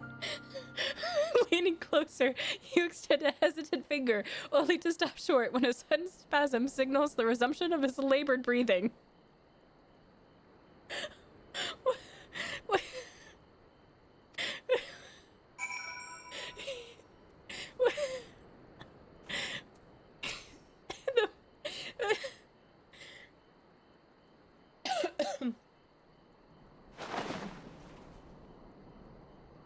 Oh, I'm so glad he's wearing pants.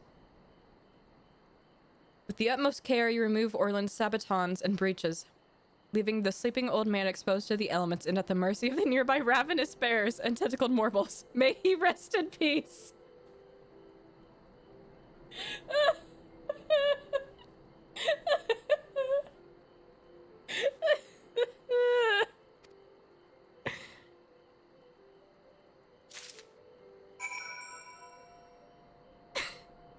Pan over to bear. You know what? I'm just gonna do him a favor.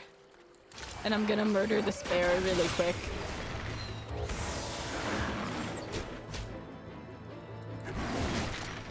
Ooh. Yes. Yes, he is.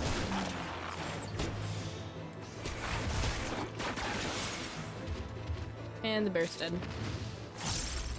Maybe I can find a marble if I'm fast enough. Marble. Warbly warbly. Marble.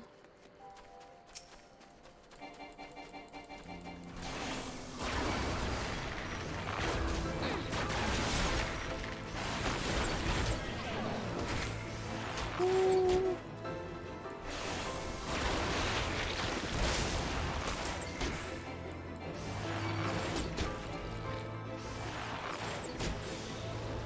Anyway.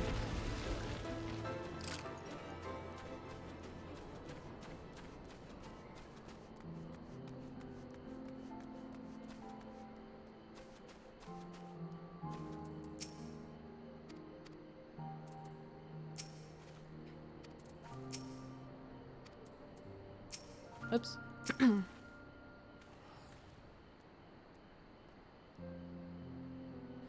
Ah, my stalwart assistant. By your return, I gather you've taken care of the dragoon, and by taken care, I mean offered him all due courtesy as befitting a man of his years whilst returning with the equipment I require. Amazingly, yes. Trusted to you by his elderly owner that he may receive a vigorous massage. The suit of armor is surprisingly light and reeks of garlic. The old gray mare, she ain't what she used to be. Ain't what she used to be. Ain't what she used to be.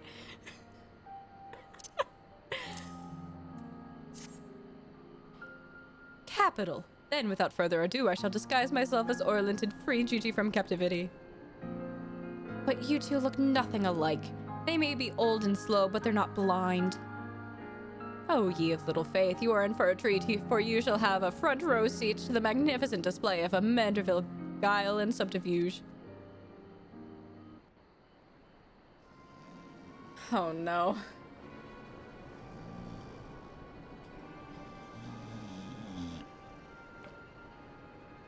Hey, is it time for dinner yet? We just ate, you daft bugger. Where in the hells is Orland? I know he's... She's so vulgar. I know he's got to take a leak every hour, but damn it, he could at least be quick about it. Old people.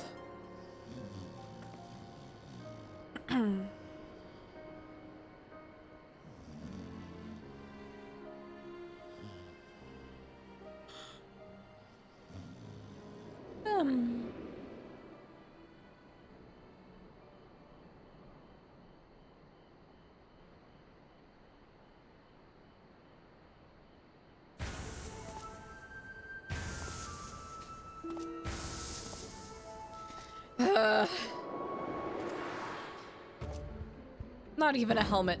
Greetings, fellow Enduduvulans. I have returned.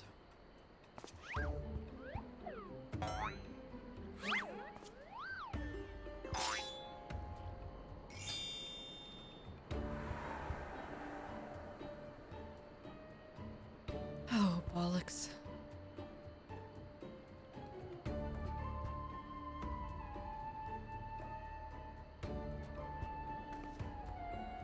It's about time.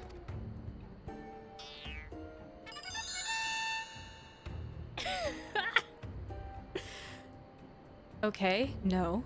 That's bollocks.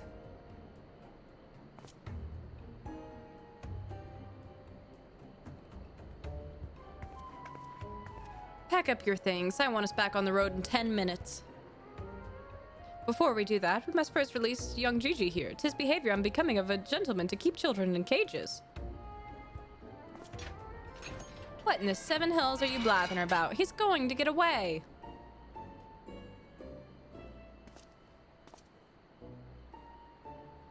No, he will not. See, still here within my care. Right then, on a completely unrelated note, I shall now take the boy with me on a brief sojourn into the wilderness. Fury, take me, it's working. He's about to walk out of there with Gigi and they won't even try to stop him. So far, so good.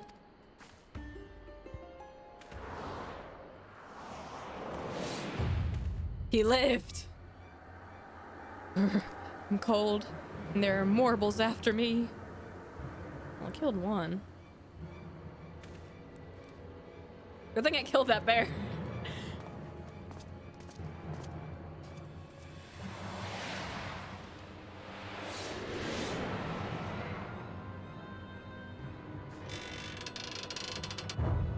Run, my guy.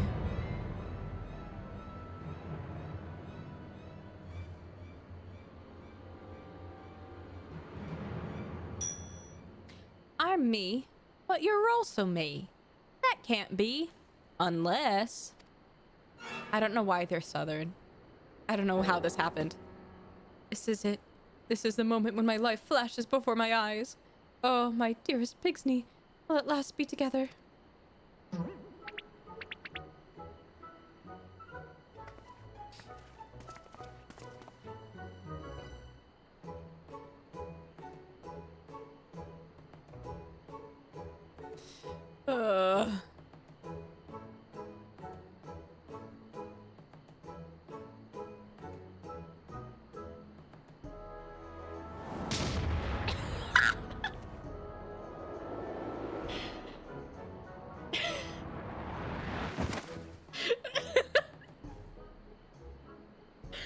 There was so much effort put into that slap.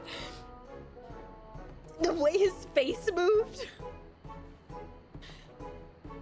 Oh, I wish it was day.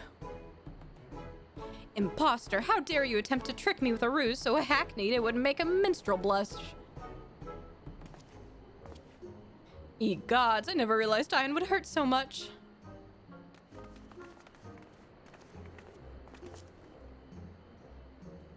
Now's our chance, Gigi. Come with me.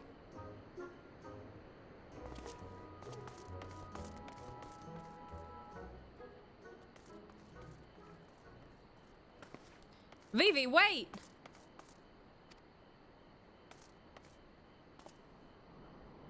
My son, what's gotten into you?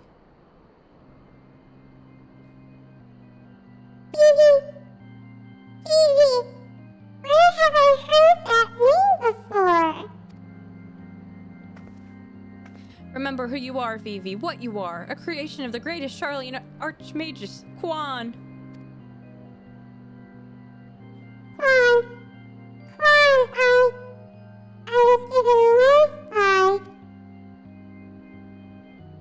Principal Kwan! I remember now. We lived together, and he taught me many things about the outside world. I knocked my microphone.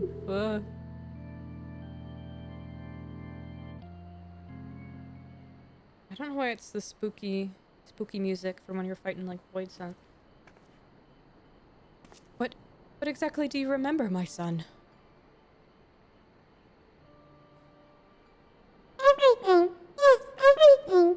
I remember that Principal Kwan created me, that he took care of me, raised me, that we were very happy. But then he abandoned me. Principal Kwan abandoned me. He believed you were flawed, Vivi, that you lacked the power to turn back the hands of time and make him young again. And so, in his ignorance, he cast you out and died all alone. To turn back the hands of time? Then what we witnessed in the Crozier with the Duke's priceless vase, that power could be brought to bear on people? But wait, how do you know all of this? You couldn't have possibly been associates with this Archmagus Kwan.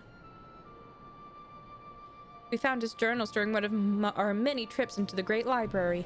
Scavenging for valuable relics is one of the few ways we have left to make a living. We were famed heroes of the war in our prime, with fortunes to match, but no soldier has the strength to triumph over time, and before we knew it, the hour of the sheath was upon us. Ishgard no longer had need of our services. So we came here to eke out a living, to keep doing what we do best until our bodies wouldn't let us. Imagine our surprise when we stumbled upon the opportunity of a lifetime, a second lifetime as it were. A mammoth with the power to take back that which was broken and restore it to its prime state, to turn back time with its temporal magics and give us back our misspent youth. Fury, take me, this is also... I don't even know if there's precedent to determine whether or not this constitutes heresy. Hi, Void. Quack. We knew where to look, even. With the journals, we determined that the mammoth was somewhere in the western highlands. A chance, for a second chance, was within reach. And then we were forced to watch as you imbeciles pulled Vivi from the snow, nearly ruining everything. Vivi, listen to me. Come with us and we can help you unlock your true potential. Just think what you could accomplish were you to master your magics. Not only could you make us young again, but you could even have the power to restore life to Archmagus Kwan.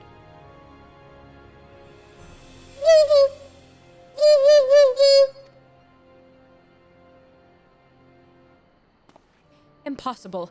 No magic can truly return the dead to us. At best, you can animate a corpse, and I need not review the precepts to declare that the products of necromancy are abominations in the eyes of the Fury.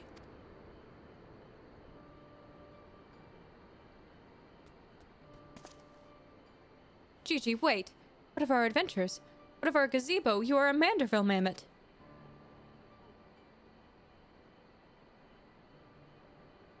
You have always been so kind to me, Papa Hildy, and I will forever be grateful for that, but Grandpapa Kwan made me. He made me, and I miss him. So, even if it fails, I have to try.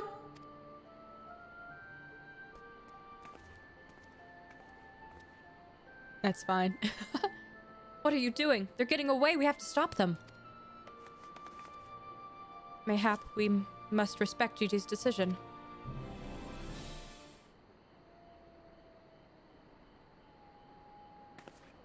So that's the end of the chapter, eh?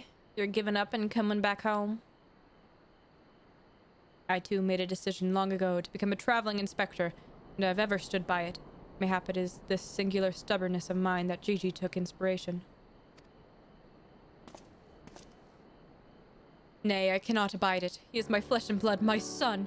I dare not let him use his temporal magics to pervert the natural order. It falls to me, his father, to ensure that Gigi keeps to his righteous path and only utilizes traditional methods of zombification to raise the dead. He's in disguise. I had to give a very old man a massage.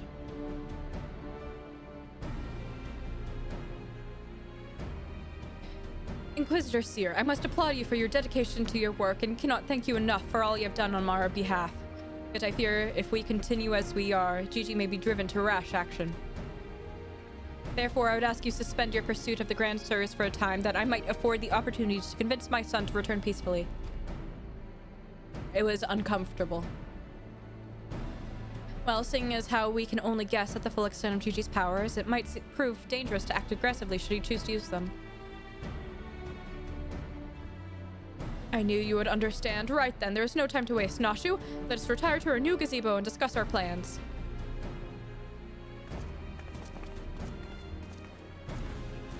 I suppose it'd have been a shame had he given up that easily. Though that means I'll have to stick around even longer. On the other hand, if that bloody mammoth's really got the power to make them young again, then...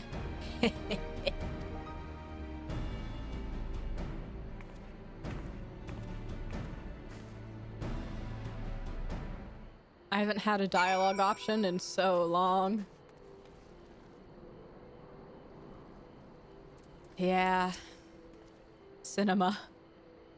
I said I'd suspend my pursuit, and I will, but that doesn't mean I won't continue my investigation into that mammoth and its powers. In Ishgard.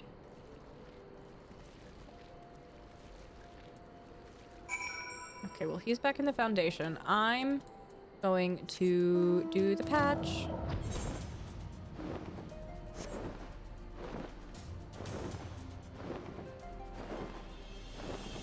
Because I want to see Cryle. Cryle, my beloved.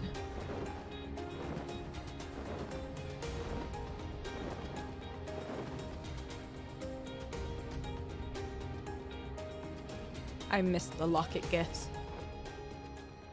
That was a good meme.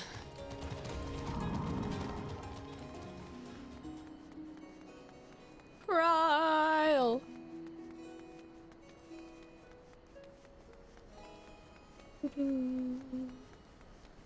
I want to see if that graffiti's still on the house. Tis.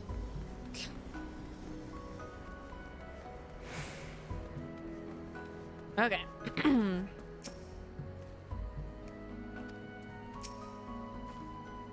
Ah, Anya, 'tis good to see you. I confess I had assumed your business in Annex Shrine would detain you longer. Did your meeting with Vidofnir go well? Emotional transition.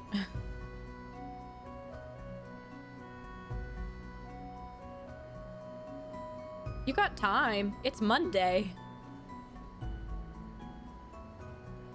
As well as can be expected. She must discuss Sir Emmerich's proposal with Racevilger, of course, but she seemed amenable to the suggestion. It's Monday, my guy. What of our Charlene guest? Has she arrived yet? She has, but when I explained that you would be joining us, she asked if she might use the intervening time to explore. I agreed to meet her outside on Frontbridge. We should be on our way. Yup. This cutscene isn't very, like, obviously anything would be technically be spoilers, but this isn't like a big plot point. It's just a new character introduction.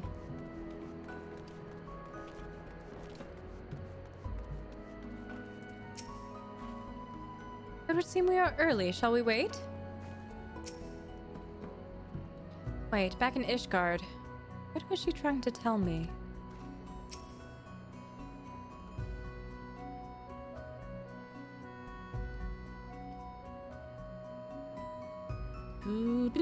Wow, we're really waiting. Cryle! Cryle! Voice acting? Voice acting? Voice acting? Voice acting? Yes? Speak, Y'shtola. Use your words.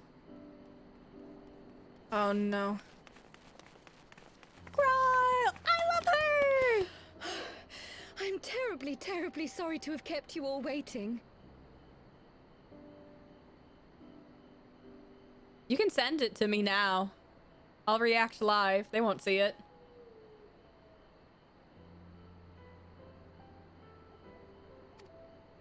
You need not apologize. We arrived but a moment ago ourselves.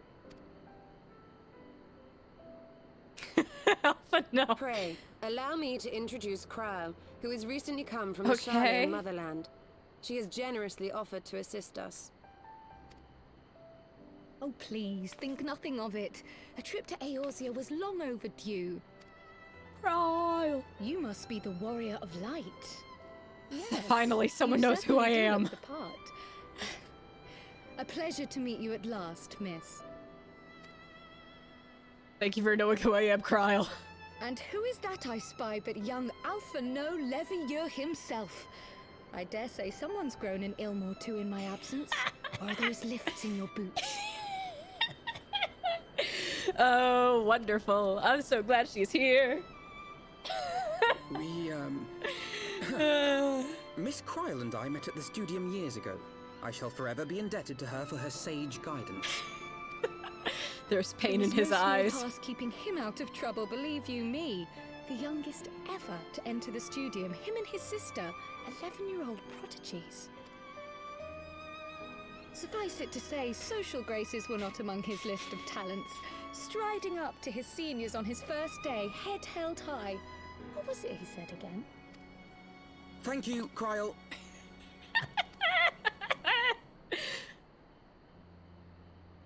For what? I haven't finished yet. Would you care to attempt a more dexterous deflection?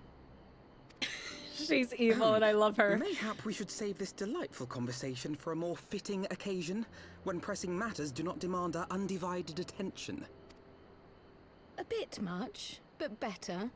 I can tell you have been putting your skills to use here in Eorzea.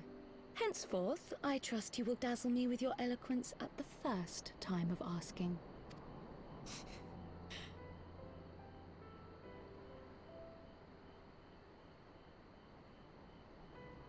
Right, pixels. on to more pressing matters.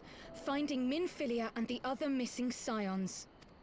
I gather you have new information to share with us. A new approach, actually. Tataru And she's recounted got the the tale of your best escape, outfit. and it gave me an idea. Simply put, assuming Thancred left some manner of trail when you whisked him away, as is almost always the case with teleportation magics, I am confident I can find and follow it. Then what are you waiting for? The wherewithal to do it. The fact is, my abilities aren't quite up to the task. Not in themselves, anyway. If I had Master Matoya's crystal eye, on the other hand... Stan. Then let us all call on her forthwith. I think it best that you explain your plan to her in person. There's a startling amount of cat hair on my pop filter. Considering my cat has not actually touched my microphone.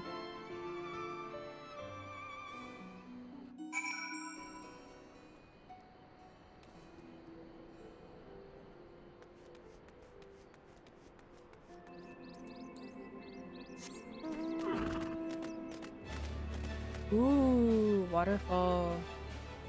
How far down could I go, I wonder? Huh. Pretty far.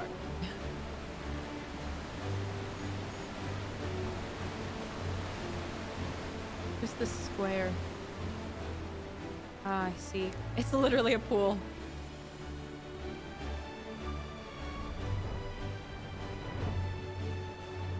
A man's fishing.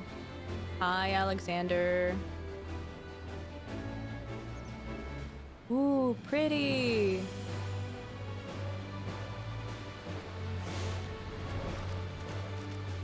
Neat.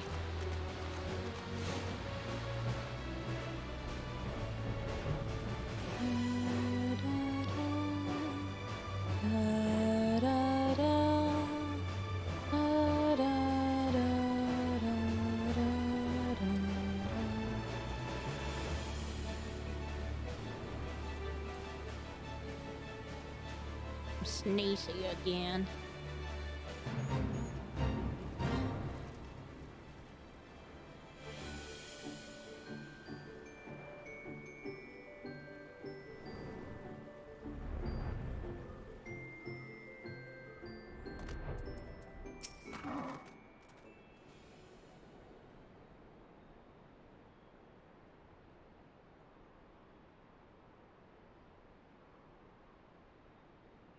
I blew my nose and popped my ear. She was less than flattering about my technique when last we met, but this time I have come prepared. Let her belittle my obsidian carbuncle if she dares. Do not tell her I said that. Obsidian carbuncle! Aww. The crystal eye is one of Master Matoya's most cherished relics. I doubt very much that she will grant us leave to lay hands upon it unless we can convince her that it is vital to our cause. You did say we were headed for a cave, did you not? Because I certainly don't see a cave nearby. Is Master Matoya meeting us on the way or something?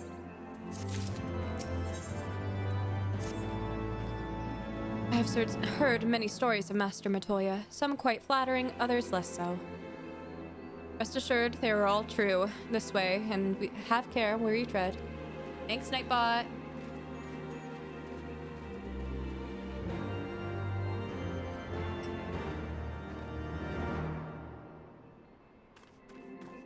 Well.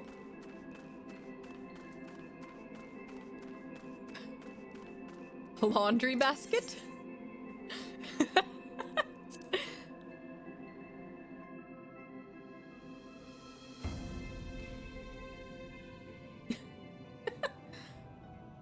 Oh, huh? Oops.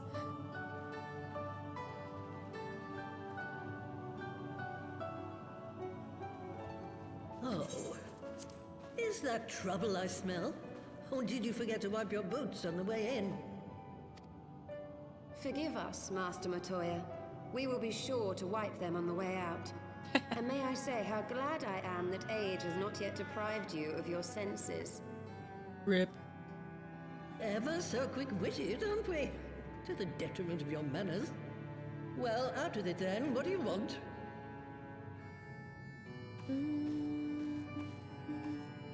Pray, allow me to introduce myself, Master Matoya. I am Cryle, of the students of Baldessian. I hope you will excuse our unannounced visit. Baldessian, you say? Ah, yes. The old coot set up shop on the Isle of Val, didn't he? Regrettably, our order's headquarters and the Isle itself were obliterated It by went magic poof. of immense power. I have the blessing of light to thank for my own preservation. All your friends Croyle, are dead. You too possess the echo. Well, yes, of course I do. Our order is devoted to uncovering the mysteries of Heidelin and interpreting her will, particularly through the study of her gift to us. It was in the course of these studies that I met and subsequently befriended Minfilia. She and I have rather a lot in common. I Oh, had no idea. You weren't supposed to. Not that I wanted to deceive you, you understand, but precautions had to be taken. I know I have the Yes, echoiest yes, that's echo of all well echo. and good, but you still haven't told me why you're here. The students of Baldessian are gone, and there is naught I can do to change that. But the signs of the Seventh Dawn can yet be restored, and my dear friend found. You have in your possession an ancient crystal of light. Shout out to that one you broom. call your crystal eye. I believe Real I can MVP. use it to focus my abilities and locate one of the missing scions.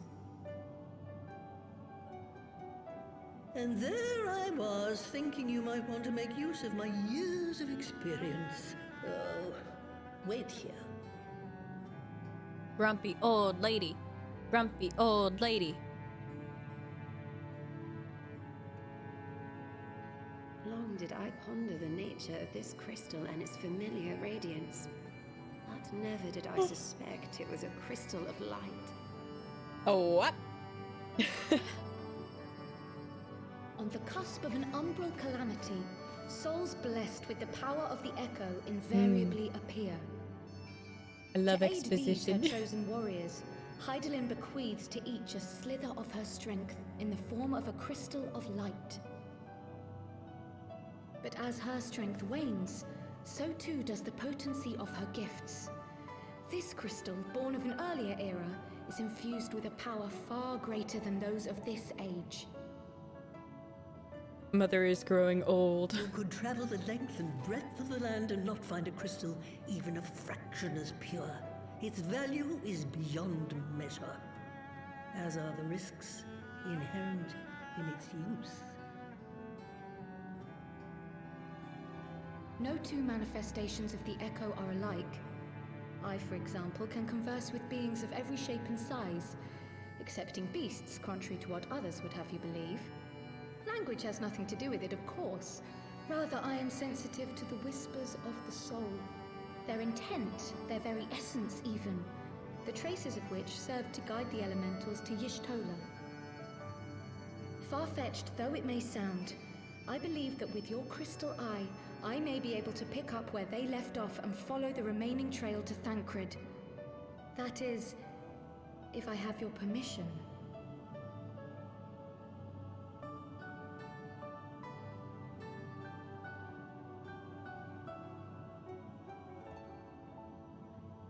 Well, the poor sod's not going to find himself. So, as long as you don't drop it or take it out of my sight, you may do with it what you will. Absolute Thank you, burn on Master Thancred. Montoya. As he deserves. Then let us begin. Very cold. I'm gonna grab a blanket. I have a blanket upstairs.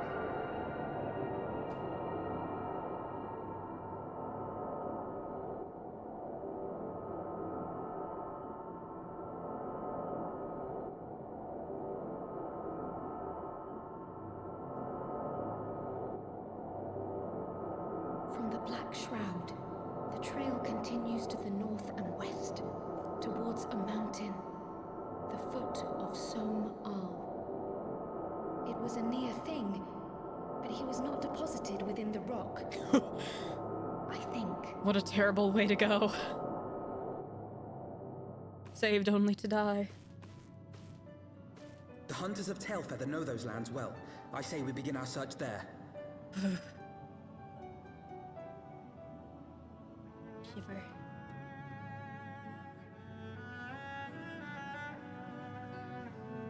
I shiver very easily. Even if I'm not necessarily that cold.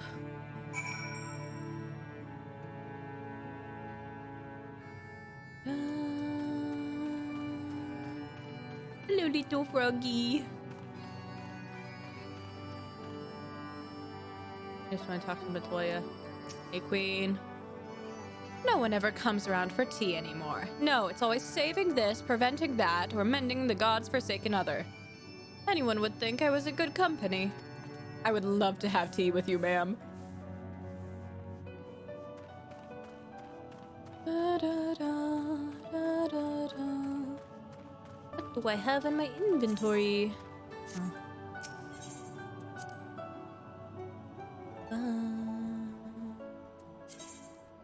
Sort it.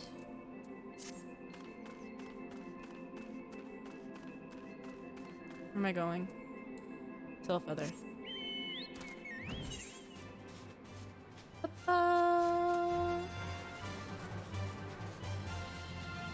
It's not that much.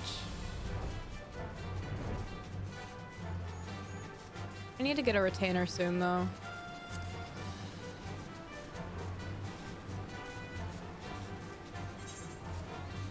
What's this way? Like, let's see. Potions. Some materia. Food. My... I can go and play my free tickets. Some glamour prisms. Dye. Aetheryte tickets. A lot of dye. I have a lot of dye. That's a lot of dye. Crafting materials. More crafting materials. Oh, I have... That's a lot of Alican pieces I can sell, huh? Should do that. Where am I going? This way. Oh, that's the hinterlands. Or no, that's forelands? Forelands.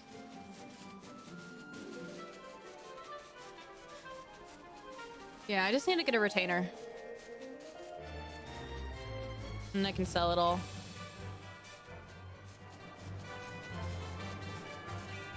Next time at a merchant mender, though, and sell off my elegant pieces.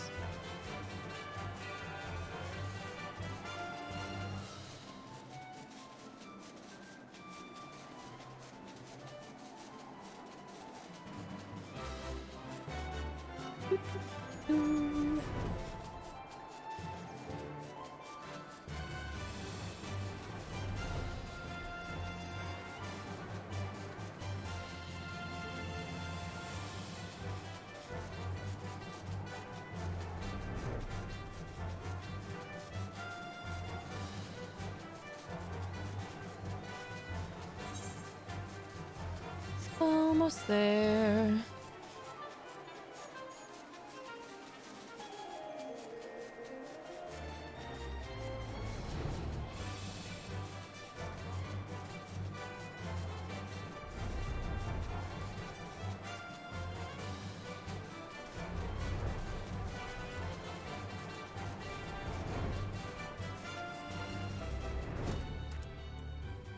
Sorry, Kryl, almost crushed you.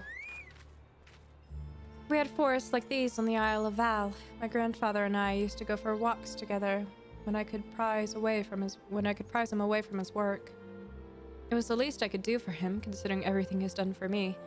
Taking me in when I was an orphan, raising me as his own, and giving me a name. You don't think my parents named me Kryl Baldessian, did you?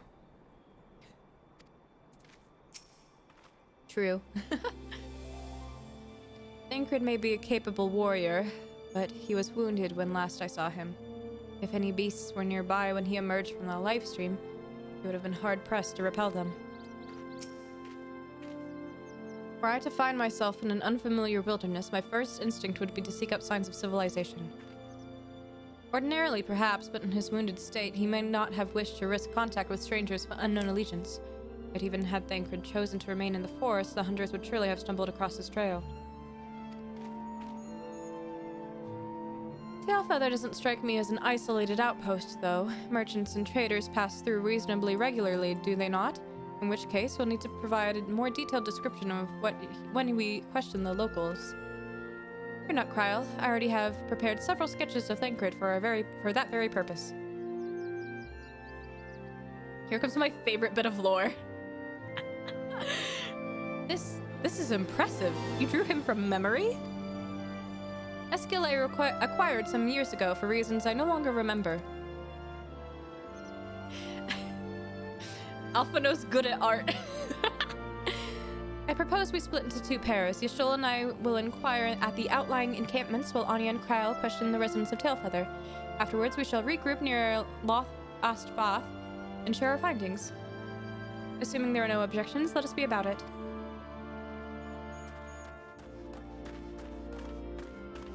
Can I see my key item? My, he certainly has matured, hasn't he? Hard to imagine he was once a boy who practiced drawing for hours to impress young ladies.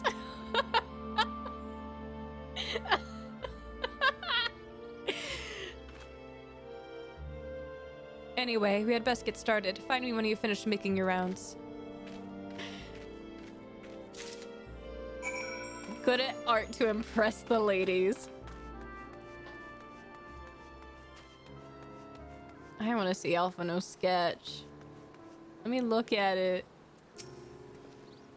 Searching for a friend of yours. Let's have a look then. I want to look at it. A surprisingly accurate depiction of the missing Thancred, suggesting that Alphino may have mistaken his life's calling.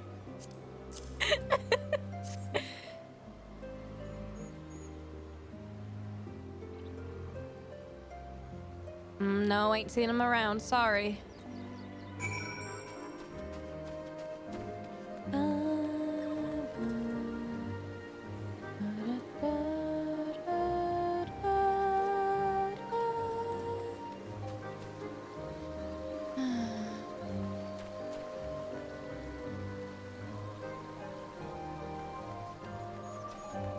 Hi, Crow.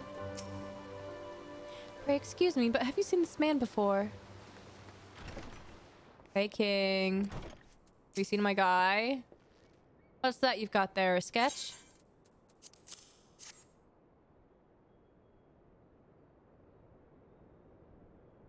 Can't say I know the face. You say he's something of a warrior? I heard a tale the other day about a Hurrian vagabond who brought down a bandersnatch by himself, and with style. May they tell it? He was dancing with the beast like it was the bell of the bleeding ball. Sounds like your man.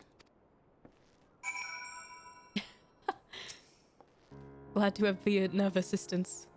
Congrats on the clean closet.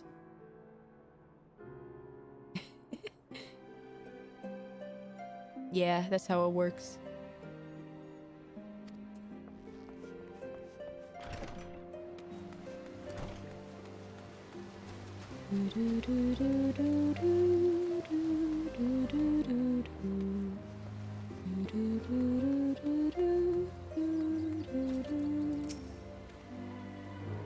I'm sorry for the GG voice. Whack. A Hurrian man? We're not exactly rare, you know. Could you be more specific?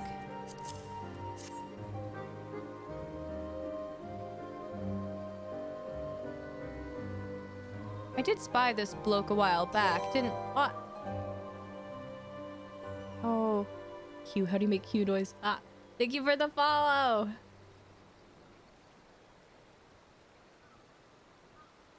I want to say...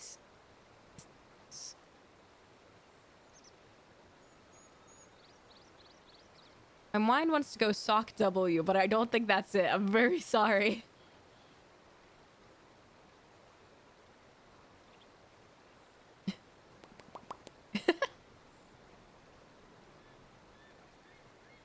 I did spy this one bloke a while back.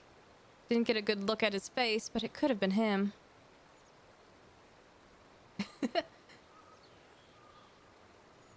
The cues get me.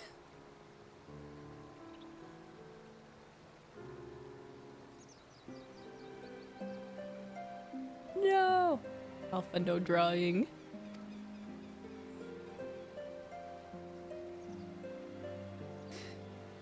I love that emoticon. I don't know what about it. It just has a certain energy.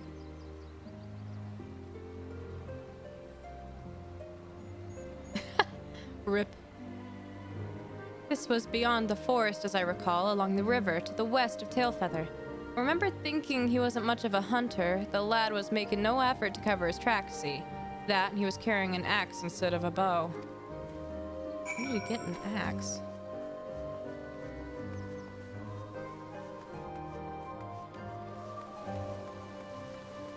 I love this baby chocobo. He is losing it.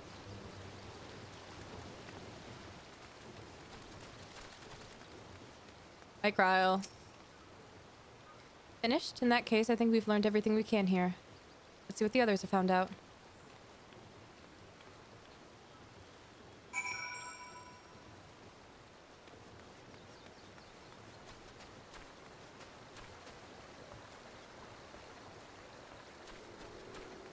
Aw, cute.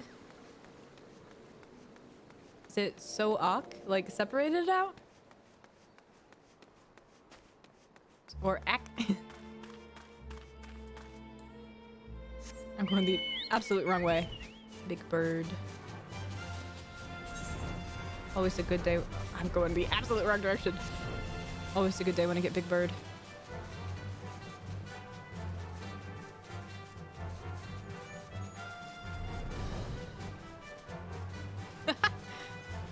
Like the Pokemon?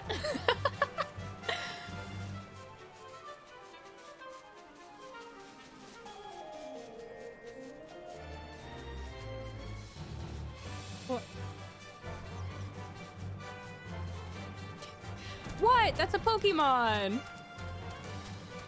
I am so lost. Orange circle. I just lost Cryle. She's so tiny.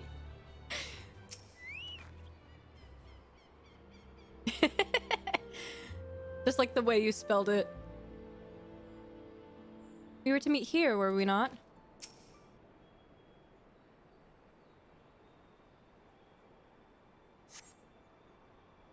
US.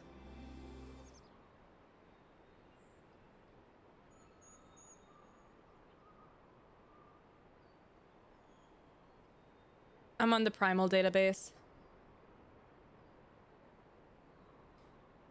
My apologies for our late arrival. Oh, Alphino, I'm so sorry.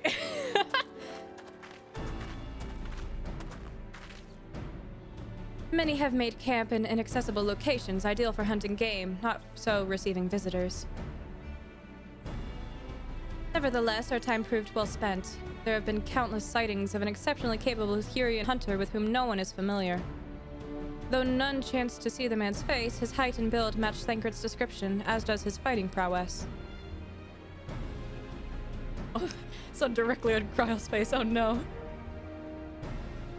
So you have heard the same tales. Be that as it may, we yet want for conclusive proof. Mayhap this is unrelated, but I heard a curious tale regarding a Vath trader. He came to Tailfeather in search of garments fit for a man of refinement, which seemed a rather curious description for one of his kind. Plug. You are implying that Thancred sent a Vath to market in his stead. Why would he not go himself? Well, if you recall, you yourself emerged from the live stream as naked as your name day. It is a scene I shall never forget. Alpha, no. Alpha, no. Oh, I forgot this patch is really when Alphino just becomes bullied younger brother. Is it now? Well, I was pleased to see you. I mean, it was a simple statement of fact. It stands to reason that Thancred found himself in the same predicament. In any case, if he had dealings with the Vath, they should be able to tell us, no? Quite right, wow. What? Not the alliteration. Quite right, Kryle. Quite right.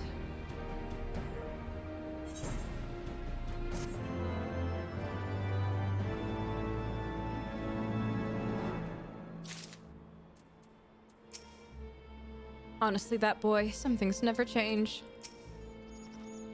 Given that Alphino seems to recall the details of my return so vividly, I would rather he did not draw me from memory, talented or not. Oh no.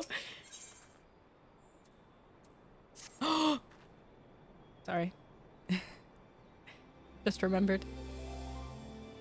Well, what are we waiting for? For all we know, Thancred could be waiting for us Thancred could be waiting for us in Loth-Ast Vath. We must go and see the Vath right away. Come along, everyone. Come along. Alphino, my boy. You're stressing me out.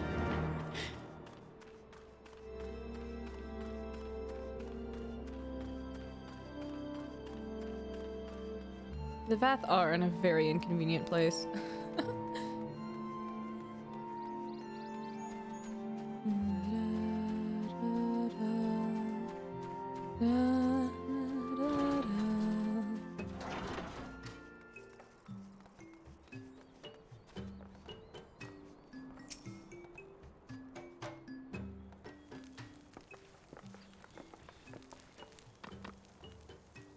Great hunters, we welcome you once more to Loth-Ast Vath. What do you seek this day?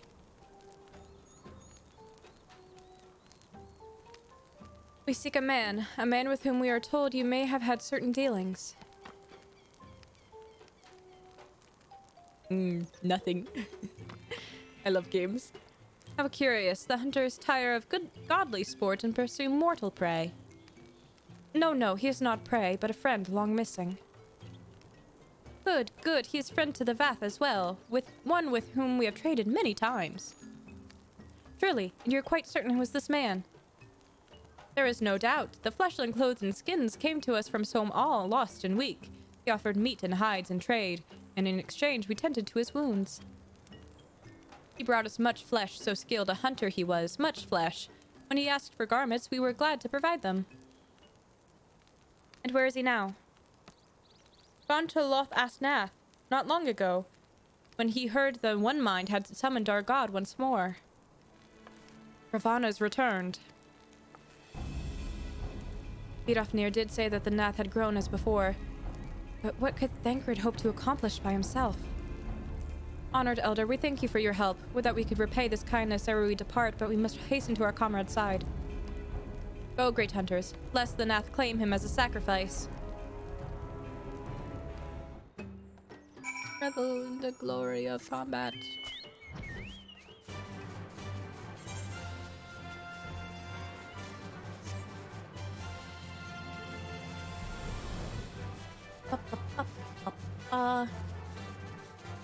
See, it's so easy to know where I'm going to find the Nath.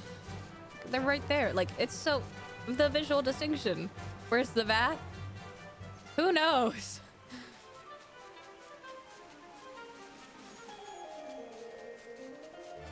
And again, they are cowards, so...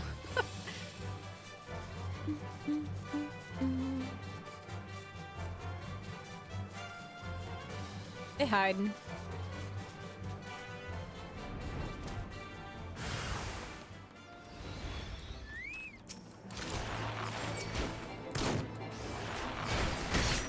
Why are they level 60? Oh, I didn't mean to hit that one. Oh no.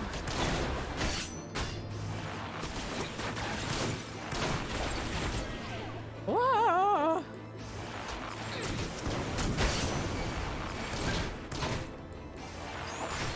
I'm not having a good time. Oh, second one.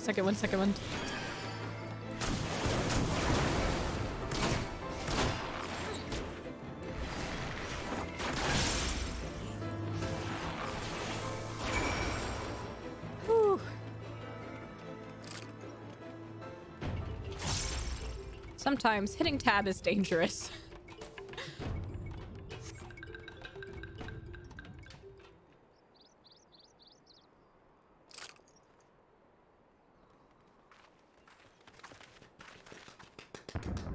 Oh, spooky. Who else could be? Thancred. It could be Thancred. We must hurry. Cutscene.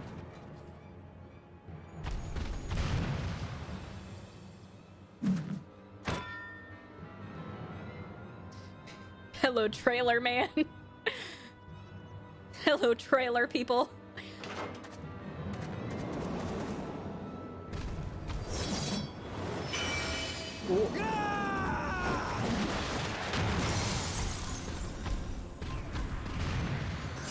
Barbarian go crazy. Or is he just a marauder? Oh, I think he's a barbarian. If he's at that level.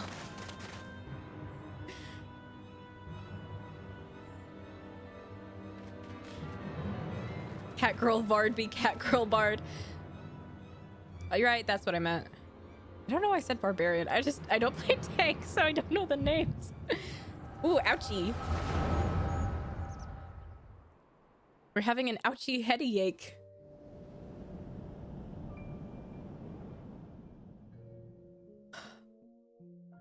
This day, we reclaim the reins of history. This day, we rid ourselves of the Asians forever. Fools playing at heroes, all of you. Is this how you believe you can save your world? We can and we will, Asian. You shall see. Or perhaps you will not. Heck yeah. Get him, king. When you and the homies I'll be.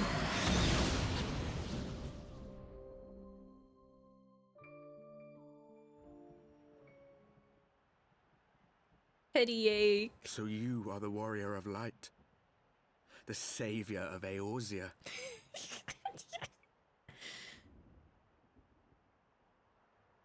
Oh, we all had the headache? Wow. It's a wonder you didn't come sooner. What with the primal and all.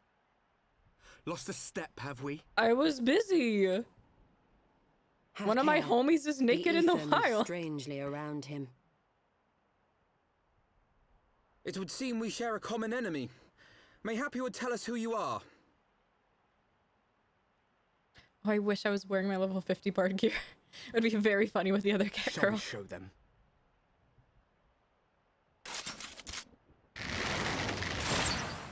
Babe, you can't do that. That's my thing. Thanks, Pistola. Oh! Oh, that had to hurt.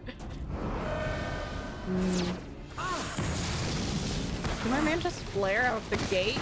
Sir! You're MP!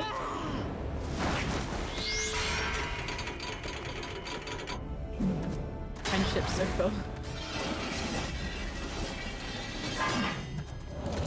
Bro, I got a bow! They quid!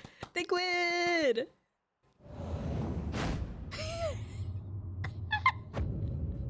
I forgot.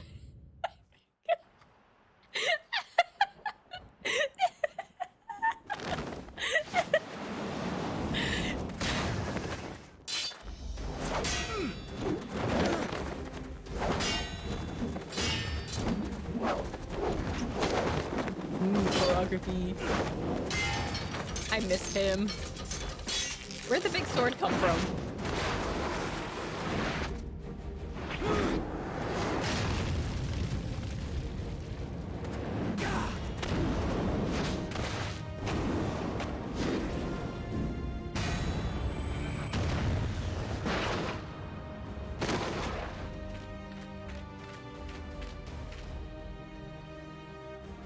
Your white mage not really doing a whole lot, huh? Not very sporting of you to interrupt. But so be it.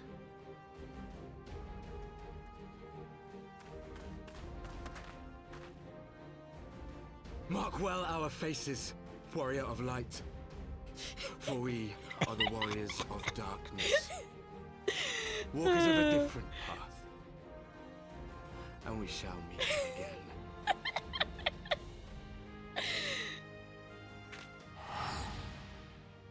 Where you teleporting to?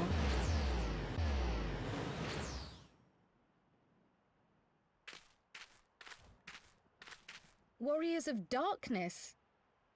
Really? Me too, Kryl. Thancred! And your awful haircut.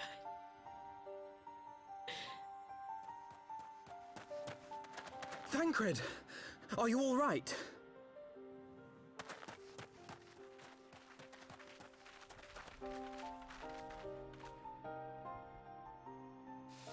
Yeah, that too. Oh, the bugs are angry. Pleasantries can wait. I'd rather not be here when the Nath arrive. Agreed? It's so weird to go from the ARR voice to the Heavensward Onward voice for Thancred. Cause like it's really similar, but it's not quite there. Like even though that's the voice I'm used to.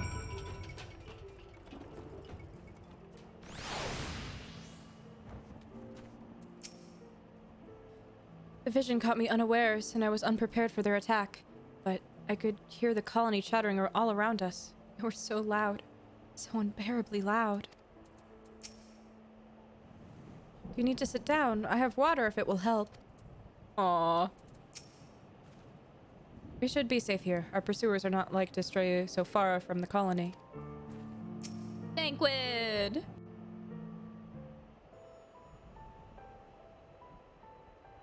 Suffice it to say, our reunion was not at all as I pictured His it. ponytail. Waiting until the last instant to join the fray. 'Tis plain you have not lost your appetite for the dramatic. My appetite for the dramatic. Have you forgotten the circumstances of our parting? The heroic last stand, the tunnel filling with light, and then... Had I known you intended to use forbidden magics to deliver me to some god's forsaken wilderness, I would have thanked you in advance. Aw, they're friends. Thancred.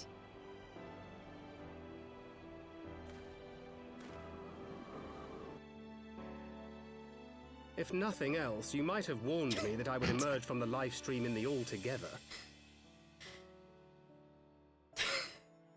Eventually, I managed to fashion knives from some obsidian I found, and set about hunting for meat and hides. The squirrel is a sensor. Given that I'm not all that skilled in leatherworking, it's probably for the best that I met the Vath before I was reunited with you. You gotta grind your crafting skills. Sorry, I'm losing it. So you were the fleshling clothed in skins of whom the storyteller spoke?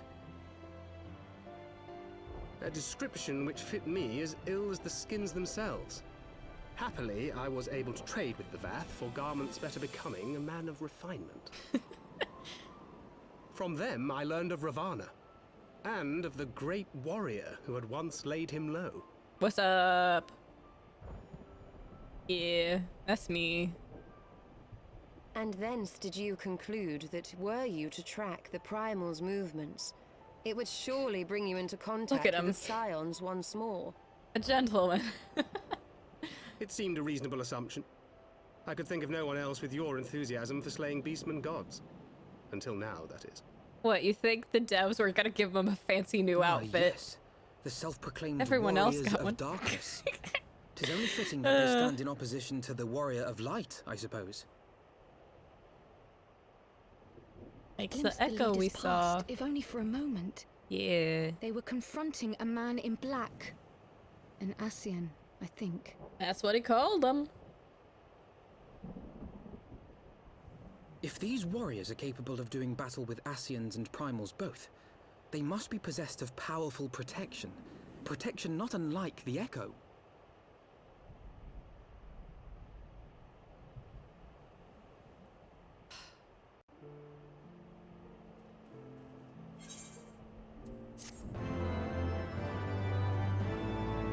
Man. I remember getting to the storyline for the first time being like, wow, this is so lame. He knew us. He knew you.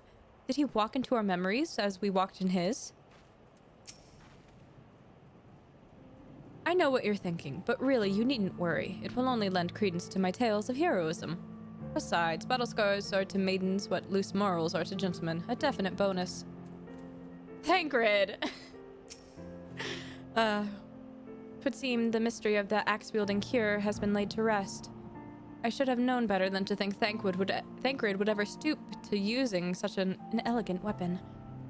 But then, how was I to know there was not one vagabond wandering the Chocobo Forest, but two? Dreams of the lost. Alphino is lost in thought, doubtless ruminating on the implications of your encounter with the Warriors of Darkness. Thancred! I can't not say it that way. Blessed with the power of the Echo and driven to put down primals. Despite his declaration that they walk a different path, I struggle to see how their goals conflict with ours. Nor is that the only oddity. I find it passing strange that such exceptional individuals should have wholly escaped our notice until now. Surely we would have heard rumors and attempted to recruit them to our cause. I recall no such adventurers, and I would not soon forget their like, nor would any of us, I think. One of our primary duties was to scour the city-states for promising candidates, which is how Yida and Papalimo found Anya. Ah, the memories. It seems like only yesterday that you slew your first primal. Speaking of which, I had the distinct impression that it was not the first time that band of merry men and women had killed a god.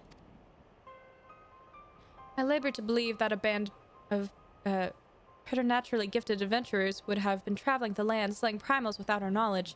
It would imply gross negligence on our part. Speculation will avail us not. There is far too much we do not know. I'm glad this storm is happening. The weather's really getting the ambiance of the scene.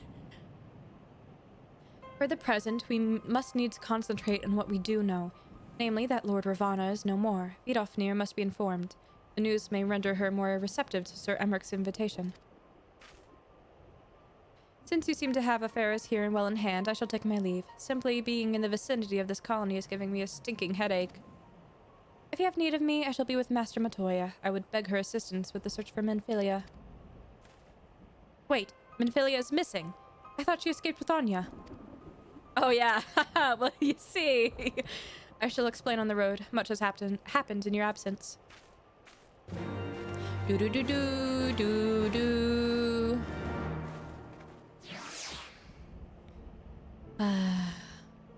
Really gonna miss that stinger when we finally move on. So kind of it to just put me right here. Thank you, game. You're being very generous. Big bird.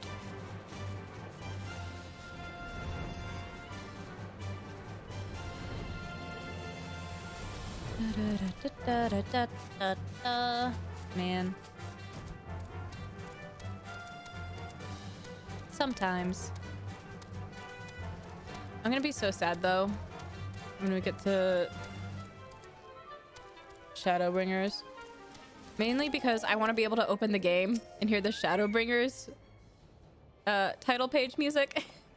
Because that's what I started playing Final Fantasy with. I had not thought to see thee again so soon, mortal. If thou seekest the night, know that she hath long since departed for Ishgard. Our thanks, Vidofnir, but it was not for her that we came. We bring good tidings for you and yours. Lord Ravana, who had been summoned by the Nath, has again been laid low. Truly, once more you mortals have succeeded where mine own kind did fail. You have our deepest thanks. Hi, Void. Quack. Got home? Or that we could take credit. The god fell by another's hand. Another? Revelation upon revelation. Regardless, it is cause for celebration. The Nath will have no choice but to withdraw. Good. Very good. But to another matter, I have tidings for thee as well. Regarding the Ishgardian's invitation. As promised, I brought the matter to my sire. Hearken to his answer now. For 1,000 years I have mourned my beloved, who gave her life to forge a peace thy king betrayed. Such was my lot until a child of Ishgard came unto me. For want of warmth she wrapped herself in a dream, yet the world will remember her deeds. For truth she fought, for justice she sinned, for redemption she sacrificed and became as light. To follow one's heart, to have faith in one's convictions, be it for weal or be it for woe, she is the folly and the glory of man and of dragon. He hath entrusted the choice to us, and we have made it. We will keep faith with you who walk in the light. Then you accept Sir Emmeric's invitation? Let it be known that I, Vidofnir, shall journey unto Ishgard on behalf of my people. We are honored to receive your answer and will convey your words to our allies without delay.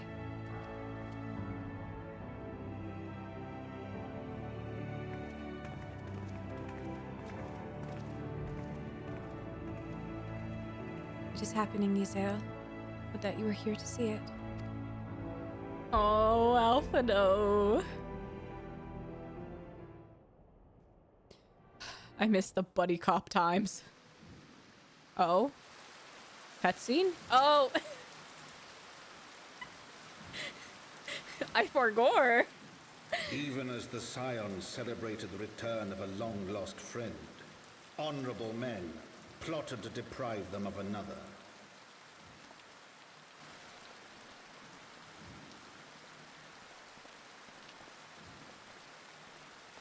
This is when he really becomes the little brother.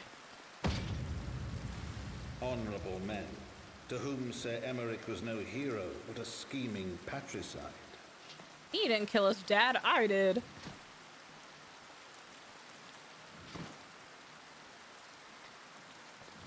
Yeah, get him. Honorable men, who would fain wash the paving stones of foundation with the tyrant's blood. Honorable men, whose knife in the dark was the spark which set the city aflame, and who sang as it burned.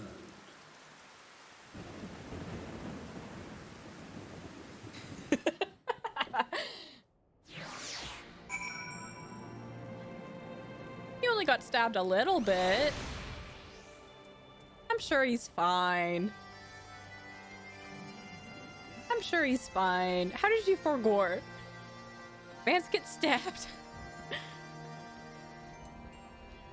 Look, guys, we can go finish the Hildebrand quest. We can go finish Hildy. I'm just gonna. Thank you. I'll just pay. Just got stabbed a little bit. He's fine. He's perfectly fine.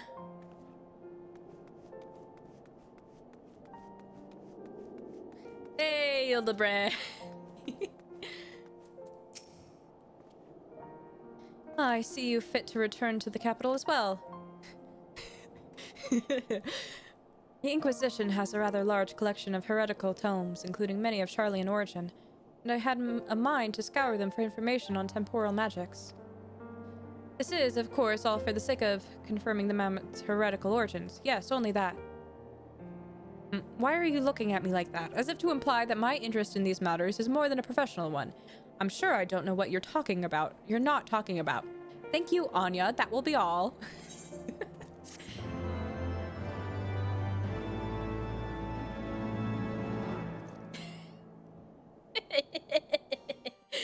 Yeah. I don't know why she told me that either.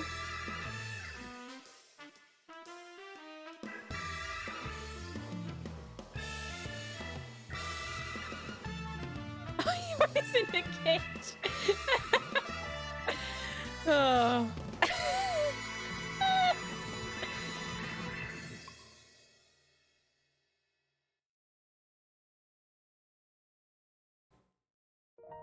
My sister, when I first reached Heaven's Ward, she was like, oh, it's the dating sim expansion.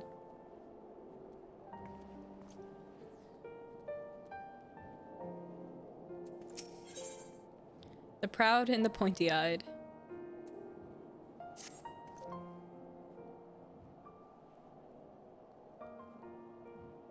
We need to speak, Anya. I've been scouring the archives for any information regarding temporal magic since last we spoke. The results have been rather troubling, to say the least. As you may or may not be aware, ancient Alleg... Ugh. I hate the Allegans. Is portrayed in Enchiridion as a cautionary tale, a great empire brought low by its vanity and hubris. So true. However, there are certain apocryphal texts in which the Allegans are cast in a more sympathetic light, if not outright exalted. It was in these texts that I found references to temporal magics once wielded by Allegan mages. Said magics could be used to halt or even reverse the temporal state of a given object. If these accounts are to be believed, and if Gigi's abilities in these magics are one and the same, then it may well be possible for him to turn back the hands of time for the Grand Sirs, much as he restored the Duke's priceless face. That being said, there is no telling how this will work with regards to a living being. Consider, if you will, that the vase was filled with water when shattered. Even if the vessel were restored, what would become of its former contents? Would it be filled with water as before, the very same, every drop were turned, or would it be different water? Or would the water once spilt be forever lost? I speak of the soul, my friend, for even if one could use these magics to restore the dead to life, would they be as they were before, with all the same thoughts and memories and feelings? The Grand Sirs are convinced that they can regain their lost youth, and mayhap they can, but the dead who have entered into Halone's halls cannot return. They cannot. But Gigi is nevertheless resolved to try and resurrect Archmagus Quan. Speaking of which, according to some Charlian texts in the archives, Archmagus Quan was an accomplished scholar known for his study of ancient Allegan magics. Further evidence that Gigi's abilities are likely derived from ancient traditions, I suppose. But more importantly, I learned that the location of the Archmagus' former residence. Mayhap we could find something of interest there, something which we could use to help us persuade Gigi to change his course. I had in mind to summon Inspector Hildebrand and make the journey there together. Would you be willing to join us? Excellent, then let us be about our business. I saw you. Heretic.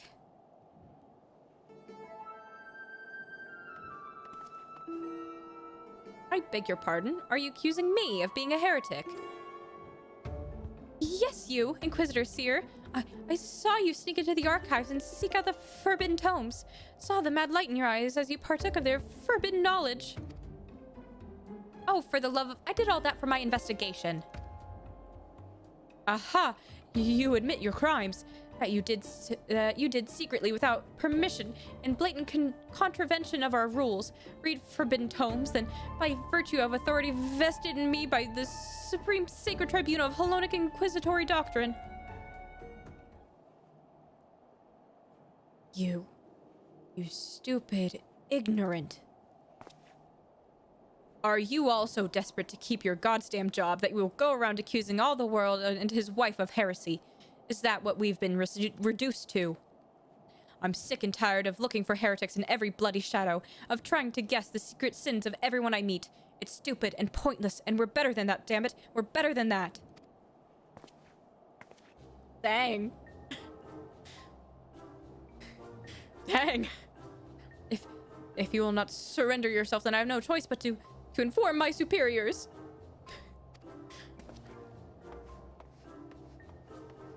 There he goes.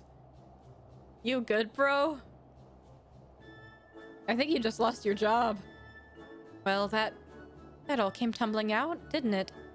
I suppose there's no point in trying to convince myself that I have no personal investment in this matter, or that I still have a professional one. Indeed. Somewhere along the way, I stopped looking for the guilty and started looking for the truth, perhaps, and a way to help those in need. But there's no place for people like that in the Inquisition, is there? It's only a matter of time before that stuttering fool comes back with an armed guard. Let us depart for Idleshire at once. We need to find the inspector. Actually, I'm gonna make sure the head of your army is alive.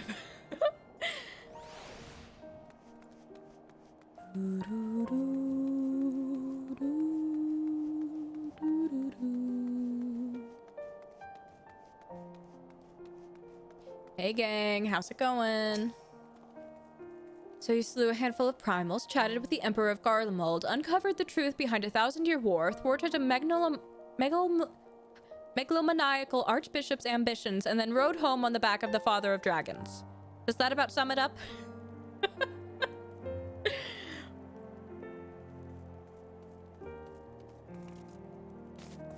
Yeah. Fortunately, the journey afforded us ample time to brief Thancred on recent events. Right, let us not keep Sir Emmerich waiting. Are you quite well, Thancred? Yes, quite well. Forgive me. You have given me rather a lot to digest. This whole affair with the Ishgardians and the Dravanians, and our friends nowhere to be found. It would seem there is no end to our troubles. We can but face them head on, one at a time. For now, we must apply ourselves to our allotted tasks and leave the others to theirs. Remember, Thancred, we found you as they found me. In time, we will find Yida and Papalimo and Minfilia as well. These troubles will soon be but a memory, one which we'll look back on together. Pray, do not misunderstand. I did not mean to imply that it would be otherwise. I merely wish that I had rejoined our grand adventure at one of its more triumphal moments. Despite your recent accomplishments, the mood here is less than celebratory. Thancred just wants good vibes, man. But I have no doubt that we will enjoy many more glorious victories soon enough, and you may rest assured that I will play my part in them to the very hilt. I know you will. So then, to the congregation. It's gonna be fun when we learn about what happened.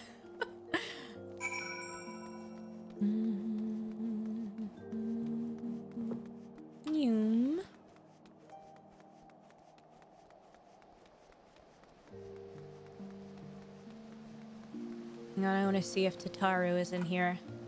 Tataru. Tataru. We're back. Ow. We can celebrate Thancred's return later. You and Alphino are needed at the congregation. Thanks, Tataru. Always good to see you.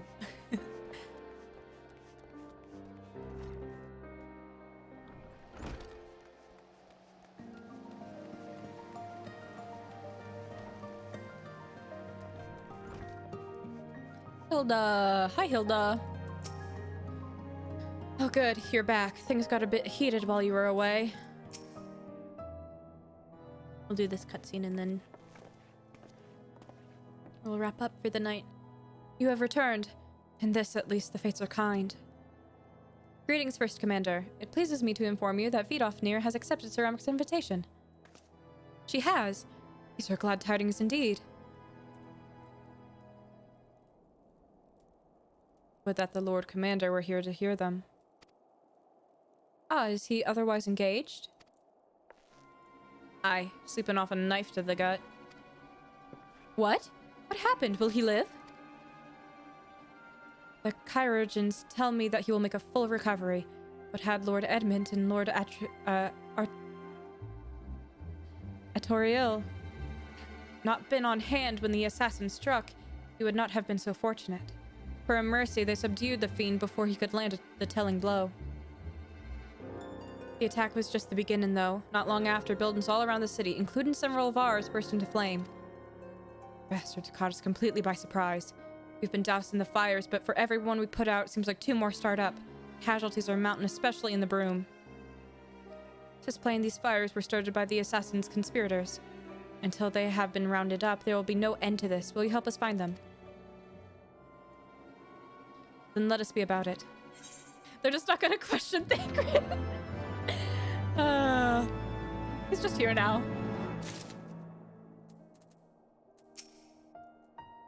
Louisoix once told me that man is all too willing to let his future be bound by his past. And time after time, I have witnessed how depressingly right he is. The Archbishop may have fallen, but the legacy of his predecessors endures. Just as Sir Emeric risked his life to bring about lasting change, so too will others wage your all to preserve they hold dear. Even if we had the same resources to combat the fires as them up in the pillars, we'd still be fighting a losing battle. You've seen the Broom, all them narrow streets and wooden houses crammed together. It's kindling is what it is. Yep. We're gonna wrap up. Well, we can accept the quest and then we can wrap up. It was a short cutscene. This one should be short too. The flames are spreading. We must needs begin our investigation immediately. Whack. Witnesses must be found. Suspects must be identified. Have you been able to determine the precise locations where the fires were set? Mayhap there is a pattern. If there is, we have not yet to discern it. Fires have been reported throughout the city, both in the pillars and foundation. Indeed, given the size of the area affected, I think it's best to divide our forces. Master Alphino, Mistress Y'shtola, I would have you take charge of the investigation in the Foundation. As you wished. Mayhap Tataru can be of assistance as well. Bonk? Why bonk? Meaning Anya and me get the pillars. Oh, they'll like me up there. Only question is, will the grizzled old rogue stand in a pose over there be joining us? Thancred of the Scions of the 7th Dawn. And may I say what a pleasure it is to meet you too, my lady. I'll bet the name's Hilda. A Scion, eh?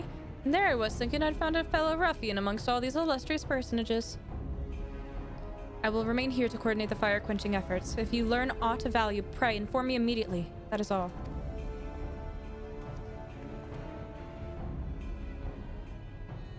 We gotta rush to put out these fires. Time to log off. Well, we could begin by sifting through the charred rubble and questioning random passerby. In my experience, every town has at least one individual who can be counted on to know things he or she should not. I don't know what I'm saying. Womp womp womp. Oh, I, the infamous Lord Amelien de Fortam, lover of women and wine, though neither care for him that much. They say he could gossip for Ishgard. Just the sort of fellow I had in mind. Capital suggestion, Anya. He'll be at the Crozier most like, making an effort to be seen, so let's go and see him. Grizzled I will accept, but old? Ah!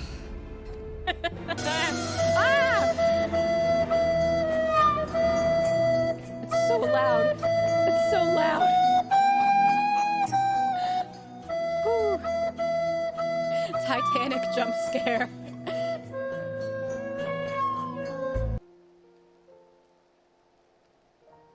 Sounds like I need to... I wasn't either. Yeah, I'm gonna need to lower that a little bit. Anyway.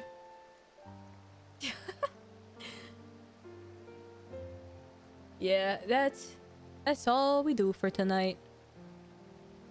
Oh. So much Hildebrand. The emotional whiplash from Hildebrand to the patches is extraordinary. But yes. Sleepy time. Sleepy time indeed. Thanks, Nightbot. But that is all I have for tonight. I love Final Fantasy. I'm probably gonna play it a lot for the rest of the year. Just as a warning. I got Final Fantasy on the brain, so... We'll go back to Persona, of course. But it's in my brain and I want to play it, so I'm probably gonna play it a lot, just as a warning. But that is all I have for tonight. Thank you all so much for watching, and I'll see you again real soon. Bye-bye!